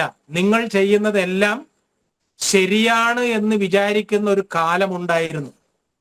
ഇന്ന് ഓരോരുത്തരും നിങ്ങൾ ചെയ്യുന്നതില് തെറ്റുണ്ട്, രാജ്യദ്രോഹമുണ്ട്, ജനവിരുദ്ധമായതാണ് എന്നത് ഒന്ന് ഓരോ കുഞ്ഞും പറയാൻ തുടങ്ങിയിരിക്കുന്നു. ആ ഒരു സ്വഭാവമാണ് അവർ ഈ കുംഭമേളയുടെ കാര്യത്തിലും നടത്തിയിട്ടുള്ളത്. നമുക്ക് പ്രതീക്ഷിക്കാം, നമ്മുടെ സഹോദരന്മാർ തന്നെയാണല്ലോ ഇവര്, ഇവരുടെയും മനസ്സ് നാളെ മാറുമെന്നുള്ള കാര്യത്തിൽ ഉറപ്പാണ്. എന്നെങ്കിലും നിങ്ങൾ ഈ രാജ്യത്തെക്കുറിച്ച് ചിന്തിച്ചാൽ, എന്നെങ്കിലും നിങ്ങൾ ഇവിടുത്തെ ജനതയെക്കുറിച്ച് ചിന്തിച്ചാൽ, എന്നെങ്കിലും ഇവിടുത്തെ പാവപ്പെട്ട ജനങ്ങളെ കുറിച്ച് ചിന്തിച്ചാൽ ഉറപ്പ് നിങ്ങളുടെ ഇന്നത്തെ സ്വഭാവം മാറ്റി വെക്കേണ്ടി വരും എന്ന കാര്യത്തിൽ യാതൊരു സംശയമില്ല. അങ്ങനെ വരുമ്പോൾ കുംഭമേള മാത്രമല്ല, ക്രിസ്മസും നബിദിനവും എല്ലാം ഒത്തൊരുമിച്ച് ആഘോഷിക്കുന്ന ഒരു സൗഹൃദ അന്തരീക്ഷം നമ്മുടെ നാട്ടിലുണ്ടാവും. അതൊന്നും ആഘോഷിക്കരുതെന്ന് പറഞ്ഞു കഴിഞ്ഞു ഇപ്പൊ അവര് ഇപ്രാവശ്യം. ഇന്നലെ പാണക്കാട് തങ്ങളാ പറഞ്ഞത്, അതുകൊണ്ട് ഞങ്ങളെ കേൾക്കൂല എന്തൊക്കെ പറഞ്ഞാലും. അല്ല, പക്ഷെ നമ്മളോട് പറഞ്ഞ ആചാര്യന്മാരുണ്ട്, അതായത് നബി മുത്തുരത്നമോ പരമേശ പവിത്രപുത്രനോ എന്ന് നമ്മളെ പാടി നമ്മളെ ഓർമ്മപ്പെടുത്തിയ ശ്രീനാരായണ ഗുരുദേവൻ, വൈകുണ്ഠ സ്വാമികൾ, ഇങ്ങനെയുള്ള എത്രയെത്ര മഹാന്മാരാണ്. അവരെ എല്ലാവരും തന്നെ അനുകമ്പയുടെ മൂർത്തികളാണത്രേ. അനുകമ്പയ മൂർത്തിയാണ്. ഈ അനുകമ്പശാലി നമ്മുടെ എല്ലാവരുടെയും ജീവിതത്തിൽ മാർഗനിർദ്ദേശം ആയിട്ട് വരേണ്ടതുണ്ട്. സർ, വന്നിട്ട് ഒരു കാര്യം കൂടെ ആഡ് ചെയ്തോട്ടെ. ഇപ്പം പൂജനീയ സരസംഘാലക് ഒരു 10 ദിവസം മുമ്പ് പറഞ്ഞു, ഇന്ത്യയിൽ ഏറ്റവും നല്ല ക്രിസ്മസ് ആഘോഷങ്ങൾ നടക്കുന്ന സ്ഥലങ്ങളിലൊന്ന് ബേലൂർ മഠമാണ്. സ്വാമി വിവേകാനന്ദന്റെ പോയി കാണാനുള്ള ഭാഗ്യം എനിക്ക് ലഭിച്ചിട്ടുണ്ട്. നിങ്ങൾ എല്ലാവരും കാഴ്ചക്കാർ വെറുതെ ഗൂഗിളിൽ പോയി ബേലൂർ മഠം ക്രിസ്മസ് നടിച്ചാൽ കാഷായ വസ്ത്രധാരികളായ ഹിന്ദു സന്യാസിമാർ അമ്മ മേരിയുടെയും ഉണ്ണി യേശുവിന്റെയും ചിത്രങ്ങൾക്ക് ആരതി ഒഴിയുന്ന ദൃശ്യങ്ങൾ കാണാം. മോഹൻ ഭഗവത്ജി പറഞ്ഞത് ഇത് ഭാരതീയ സംസ്കാരത്തിന് മാത്രമേ പറ്റൂ. ഈ ഉൾക്കൊള്ളാനും ഈ ആഘോഷിക്കാനുമുള്ള ആ ആറ്റിറ്റ്യൂഡ് ആലോചിച്ച് നോക്കുക. ഏറ്റവും ഡിസംബർ 24 ഈവ് അല്ലെങ്കിൽ ക്രിസ്മസ് ഈവ് സെലിബ്രേഷൻസ് ആയിട്ടാണ് വിവേകാനന്ദ സ്വാമിയുടെ കാലം തൊട്ട് നടത്തുന്നത്. ഈ ഒരു കൾച്ചറാണ് നമ്മളെ ഇൻസ്പയർ ചെയ്യുന്നത്. അതോടൊപ്പം ഈ പുതിയ ജനറേഷന് വേണ്ടി ഒരു കാര്യം കൂടി, ഇന്ന് ലോകത്തിലെ ഏറ്റവും വലിയ സമ്പന്നനായ നമ്മുടെ ഇലോൺ മസ്ക്, അദ്ദേഹത്തിന്റെ കാറിനൊക്കെ ടെസ്ലയുടെ പേരാണ് ഇട്ടിരിക്കുന്നത്. നിക്കോള ടെസ്ല എന്ന ശാസ്ത്രജ്ഞന്റെ. ഈ ശാസ്ത്രജ്ഞനെ 1893 വിവേകാനന്ദ സ്വാമി കാണുന്നതായിട്ട് ഡോക്യുമെന്റേഷൻ ഉണ്ട്. എന്നിട്ട് ടെസ്ല വേദാന്തത്തിൽ ഇൻസ്പയർഡ് ആയി എന്ന് ഒരുപാട് പഠനമുണ്ട്. അതായത് വേദാന്തം മുമ്പോട്ട് വെക്കുന്ന ദർശനവും ഈ ഇലക്ട്രിസിറ്റി, അന്നത്തെ എനർജി എന്ന ദർശനവും തമ്മിൽ സിമിലാരിറ്റി ഉണ്ടെന്ന് ടെസ്ല വിവേകാനന്ദന്റെ കറസ്പോണ്ടൻസും മറ്റും വെച്ച് പറയുന്നുണ്ട്. ചില ആൾക്കാർ വിവേകാനന്ദൻ സൈഡിൽ ഇരിക്കുന്ന ഒരു ചിത്രം തന്നെ അതിൽ ടെസ്ലയാണ് ഉള്ളതെന്ന് പറയുന്നു. അന്നത്തെ കാലത്തെ ഫോട്ടോസ് ആണ്, ഇപ്പോഴും അറിയില്ല, നമുക്കൊക്കെ സെർച്ച് ചെയ്താൽ ഈസിയായി അറിയാൻ കഴിയും. അപ്പോ ലോകത്തിന് വിവേകാനന്ദനെ one of the makers of modern world ആയിട്ടാണ് A.L. ഭാഷം, അദ്ദേഹം ഈ ലെഫ്റ്റ് ലിബറൽസിന്റെ ഏറ്റവും വലിയൊരു തലതൊട്ടപ്പനാണ്. The wonder that is India ഒക്കെ എഴുതിയ A.L. Basham one of the makers of modern India. അപ്പം ശരിക്കും ഒന്ന് ആലോചിച്ചാൽ അർത്ഥനഗ്നരായ സന്യാസിമാരുടെയും പാമ്പാട്ടികളുടെയും നാടാണ് ഇന്ത്യ എന്ന് തെറ്റിദ്ധരിച്ചിരുന്ന ബ്രിട്ടീഷുകാരിൽ നിന്ന് യോഗ, ആയുർവേദം, സംസ്കൃതം, തമിഴ്, ധ്യാനം, വേദാന്തം, വിവേകാനന്ദൻ, മഹാത്മാഗാന്ധി അടക്കമുള്ള ലോക ഗുരുക്കളുടെ നാടാണ് ഇന്ത്യ എന്ന തിരിച്ചറിവിലേക്ക് കൊണ്ടുവരാൻ കഴിഞ്ഞു. ഇത് പറയുന്നതിന്റെ അർത്ഥം നമുക്ക് തെറ്റൊന്നുമില്ലെന്നല്ല. നമുക്ക് തെറ്റുകൾ ഉണ്ടായിരുന്നു, അതിനെ പരിഹരിക്കാനാണ് ശ്രീനാരായണ ഗുരുദേവനും ചട്ടമ്പി സ്വാമിയും മഹാത്മാ അയ്യങ്കാളിയും ശുഭാനന്ദ ഗുരുദേവനും മഹാദേവനും തൈക്കാട് അയ്യാഗുരുവും ഒക്കെ വരുന്നത്. നമ്മളിലുള്ള നെഗറ്റീവ്സിനെ അവർ മാറ്റി പോസിറ്റീവ്സിനെ പ്രോത്സാഹിപ്പിച്ചു. ഈ വിവേകാനന്ദ സ്വാമിയെ കുറിച്ച് മോദിജി പറയുന്ന ഒരു രസമായ കാര്യമുണ്ട്. അദ്ദേഹത്തിന്റെ ഒരു പരിപാടിക്ക് എനിക്ക് ഗസ്റ്റായി പോകാൻ പറ്റിയിട്ടുണ്ട്. അതായത് 6 സ്പീക്കേഴ്സ് വിളിച്ചു. ഒരു സ്പീക്കർ ഞാനായിരുന്നു. എന്റെ ടോപ്പിക് ശ്രീനാരായണ ഗുരുദേവനായിരുന്നു. മോദിജി വിവേകാനന്ദനെ കുറിച്ച് പറയുന്ന പ്രസക്തമായ വാക്ക് ഇന്ത്യക്കും ബാധകമാണ്. വിവേകാനന്ദ സ്വാമി ഒരു സ്ഥലത്ത് ചെന്നാൽ അവരുടെ തെറ്റുകളെയും മറ്റും വിമർശിച്ചു പറയും. എന്നാൽ ആ സ്ഥലത്തു നിന്ന് പോയി വേറൊരു സ്ഥലത്തെത്തിയാൽ ഈ സ്ഥലത്തിന്റെ ഏറ്റവും പോസിറ്റീവുകൾ ഹൈലൈറ്റ് ചെയ്ത് പറയും. അതാണ് ഏറ്റവും വലിയ നന്മ. നമ്മൾ നേരെ തിരിച്ചാണ്. നമ്മൾ ആരെങ്കിലും കണ്ടാൽ കാണുമ്പോൾ അവനെ സൂപ്പി സംസാരിക്കും, മാറിക്കഴിഞ്ഞാൽ അവനെ കുറിച്ച് കുറ്റം പറയും. പക്ഷെ വിവേകാനന്ദ സ്വാമി അങ്ങനെയല്ല. നമ്മുടെ നന്മ ലോകത്തിൽ എല്ലായിടത്തും പടരണമെന്ന് കരുതി കേരളത്തിലോട്ടും സൗത്ത് ഇന്ത്യയിലോട്ടുമാണ് ആദ്യമേ ആൾക്കാർ വന്നതെന്നൊക്കെ വെളിയിൽ പോയി നമ്മളെ പ്രശംസിച്ചു. പക്ഷെ നമ്മുടെ നാട്ടിൽ വന്ന് പറഞ്ഞു, നിങ്ങൾക്ക് നന്മയൊക്കെ ഉണ്ട്, പക്ഷെ നിങ്ങളുടെ ഈ ജാതീയതയും നിങ്ങളുടെ ഈ ജാതിഭ്രാന്ത് കാരണം നിനക്കൊക്കെ വട്ടാണ്, നീയൊക്കെ മാറണമെന്ന്. ഇതാണ് അതിന്റെ നന്മ. നമ്മുടെ ആചാര്യന്മാരുടെ പ്രത്യേകത അതാണ്. നമ്മളെ അതൊരു അച്ഛനോ അല്ലെങ്കിൽ നമ്മുടെ വീട്ടിലെ ചേട്ടനോ ചെയ്യുന്ന നന്മയാണ്. നമ്മളോട് സ്ട്രിക്റ്റ് ആയിരിക്കും, എന്നാൽ വെളിയിൽ ഭയങ്കരമായിട്ട് നമ്മളോട് സ്നേഹമായിരിക്കും. ഉള്ളിൽ സ്നേഹം വെച്ച് നമ്മളോട് സ്ട്രിക്റ്റ് ആവുന്നത് ആ നാട് നന്നാവാനാണ്. അപ്പൊ ഇത്തരം ഒരുപാട് തിരിച്ചറിവുകൾ ഉണ്ടാകട്ടെ. കുംഭമേള വലിയൊരു എക്സ്പീരിയൻസ് ആണ്. നമ്മുടെ തൃശ്ശൂർ പൂരത്തിന്റെ 25 ടൈംസ് എന്നൊക്കെ ആലങ്കാരികമായി പറയുന്നതാണ് കേട്ടോ. എല്ലാം ഒരേപോലെ പവിത്രമാണ്. തൃശ്ശൂർ പൂരത്തിന്റെ ഒക്കെ അവിടെ കിട്ടുന്ന ഈ ട്രാൻസ് എന്നൊക്കെ പറയാറുണ്ട്, ഒരു സ്പിരിച്വൽ ട്രാൻസ്. ആ ട്രാൻസ് ഒക്കെ പോലെ കുംഭമേളയിൽ ഒരു ഇപ്പൊ ഒരു ഫെസിലിറ്റീസ് ഒരുപാട് നന്നായിട്ടുണ്ട്. നമ്മുടെ ഘാട്ടുകളൊക്കെ സത്യസന്ധമായി പറഞ്ഞു, എനിക്ക് തോന്നുന്നില്ല രാഷ്ട്രീയമല്ല ആർക്കും വിമർശനം ഉണ്ടാവില്ല. പണ്ട് ഈ ഘാട്ടുകളൊക്കെ ഒട്ടും ക്ലീൻ ആയിരുന്നില്ല. അസീഘട്ടിലൊക്കെ പോയാൽ ഒട്ടും സത്യസന്ധമായി. എന്നാൽ ഇന്ന് ഒരുപാട് ക്ലീനായി. ആ ക്ലീനായി ബെറ്റർ ഇൻഫ്രാസ്ട്രക്ചർ വന്നു. ഇതിനൊക്കെ ശരിക്കും സിമെന്റിന്റെയും കമ്പിയുടെയും ചെലവല്ലേ ഉള്ളൂ. അതൊക്കെ നമ്മുടെ രാജ്യത്തിന് ചെലവാക്കാൻ പറ്റാത്തൊന്നും അല്ലല്ലോ. പക്ഷെ പലപ്പോഴും ഇൻവെസ്റ്റ് ചെയ്യാൻ പല ആൾക്കാർക്കും മനസ്സിലാവില്ല. എനിക്ക് ഉറപ്പുണ്ട് അവിടെ പോകുന്ന ശക്തമായ മോദി വിരോധികൾ പോലും മോദിജിയാണ് ആ സ്ഥലമെല്ലാം കുറെ കൂടെ വൃത്തിയാക്കിയെടുത്തത്, നന്നാക്കിയെടുത്തത് എന്ന് പറയുന്നുണ്ട്. വാരണസിയുടെ പ്രതിനിധി ആയതോടുകൂടി വാരണസി മൊത്തത്തിൽ മാറി. ഞാനും അനിൽജിക്ക് അറിയാമായിരിക്കുമല്ലോ. പണ്ട് ഞാൻ പോയിട്ടുണ്ട്, അതുകൊണ്ടാണ് പറഞ്ഞത്. പണ്ട് ഞാൻ എന്റെ അതീതം എന്ന സിനിമയുടെ ഷൂട്ടിങ്ങിന് പോയിട്ടുണ്ട്. അപ്പൊ നമുക്ക് ഉള്ളിലൊരു വേദനയാണ്. അതായത് നമ്മൾ ചെറിയ പ്രായം തൊട്ട് കേട്ട വാരണാസിയും കാശിയും സത്യസന്ധമായി പറഞ്ഞ ഇത്രയും മലീമസം വന്നു. അതുകൊണ്ടാണ് യോഗി. അതേസമയം ഒരു കാര്യം കൂടി പറയട്ടെ രാഹുൽ, ആ കാളിഘട്ടിന്റെ ഞാൻ അവിടെയും പോയിട്ടുണ്ട്. അതിന്റെ ഒരവസ്ഥ കണ്ടിട്ടില്ലേ? ദുരവസ്ഥ. എവിടെ? കൊൽക്കത്ത. അതെ അതെ. അല്ല, ശരിക്കും ആ കൊൽക്കത്തയുടെ തെരുവോരങ്ങൾ ഇന്ന് വിവേകാനന്ദ സ്വാമിയും മറ്റും ഉണ്ടെങ്കിൽ അവർക്കുണ്ടാകുന്ന വേദനയും മറ്റും. എന്നിട്ട് വാരണാസിയെ കുറിച്ച് പണ്ട് മഹാത്മാഗാന്ധി വന്ന് വേദന പ്രകടിപ്പിച്ചു എന്ന് യോഗി ആദിത്യനാഥ് ജി അദ്ദേഹത്തിന് ഇനോഗ്രേഷനിൽ പറയുന്നുണ്ട്. ഇതിന്റെ പ്രശ്നം ഇതെല്ലാം പവിത്ര സ്ഥലങ്ങളല്ലേ, ഇതിനെ നമുക്ക് സെലിബ്രേറ്റ് ചെയ്യണ്ടേ. ഒരു വരി കൂടെ പറഞ്ഞ് അവസാനിപ്പിച്ചാൽ ഇതിനെ കാശിയെ കുറിച്ച് പറയുന്നത്, long before Athens there was Kashi. ഏതൻസും അവരുടെ ഗ്രീക്ക് റോമ സംസ്കാരങ്ങളും ഉണ്ടാകുന്നതിന് നൂറ്റാണ്ടുകൾക്ക് മുമ്പ്, ഒരുപക്ഷെ സഹസ്രാബ്ദങ്ങൾക്ക് മുമ്പ് കാശിയുണ്ട്, നമ്മുടെ വാരണസിയുണ്ട്, നമ്മുടെ ഈ പുണ്യസ്ഥലങ്ങളുണ്ട്. വേണ്ട രീതിയിൽ നമുക്ക് സെലിബ്രേറ്റ് ചെയ്യാൻ കഴിഞ്ഞിട്ടില്ല. ആ തെറ്റിനെ എന്താ പറയുന്നത്, തിരിച്ചറിവിലൂടെ അതിജീവിക്കാൻ നമുക്കാകട്ടെ. നമ്മുടെ ഈ സോക്കോൾഡ് നിരീശ്വരവാദ ലൈൻ പറയുന്ന ആൾക്കാരും ഒരു കാലത്ത് ബുദ്ധഭഗവാന്റെ അനുയായികൾ തെറ്റായ പാതയിൽ പോയപ്പോൾ ശങ്കരൻ അവരെ തിരിച്ച് ധർമ്മത്തിലേക്ക് കൊണ്ടുവന്നതുപോലെ സാംസ്കാരിക പരിസരത്തിൽ ഈ തീവ്ര ലെഫ്റ്റിലേക്ക് പോയവരെ തിരിച്ചു കൊണ്ടുവരാൻ നമ്മുടെ ഭാരതീയ പൈതൃകത്തിന് കഴിയും. അതെ, യെസ്. ആ പ്രത്യാശയോടെ നമുക്ക് അവസാനിപ്പിക്കാം അല്ലേ? ഓക്കെ. ഏതായാലും ലോകം നാളെ പ്രയാഗ്രാജിലേക്ക് ഒഴുകുകയാണ്. നേരത്തെ സ്വാമിജി പറഞ്ഞതുപോലെ സനാതനത്തിൻ്റെ ഈ സാഗരത്തിലേക്ക് ഈ പറഞ്ഞ അധിനിവേശ ശക്തികൾ കൂടി ലയിച്ചു ചേരട്ടെ. ഇല്ലെങ്കിൽ അതിൻ്റെ അരികിൽ പോയെങ്കിലും ഈ അനുഭവത്തിൽ പങ്കാളിയാവുക. ജനറൽ ഡിബേറ്റ് ഇവിടെ പൂർണ്ണമാവുന്നു. ചർച്ചയിൽ പങ്കെടുത്ത എല്ലാ അതിഥികൾക്കും നന്ദി. ഒപ്പം പ്രേക്ഷകർക്കും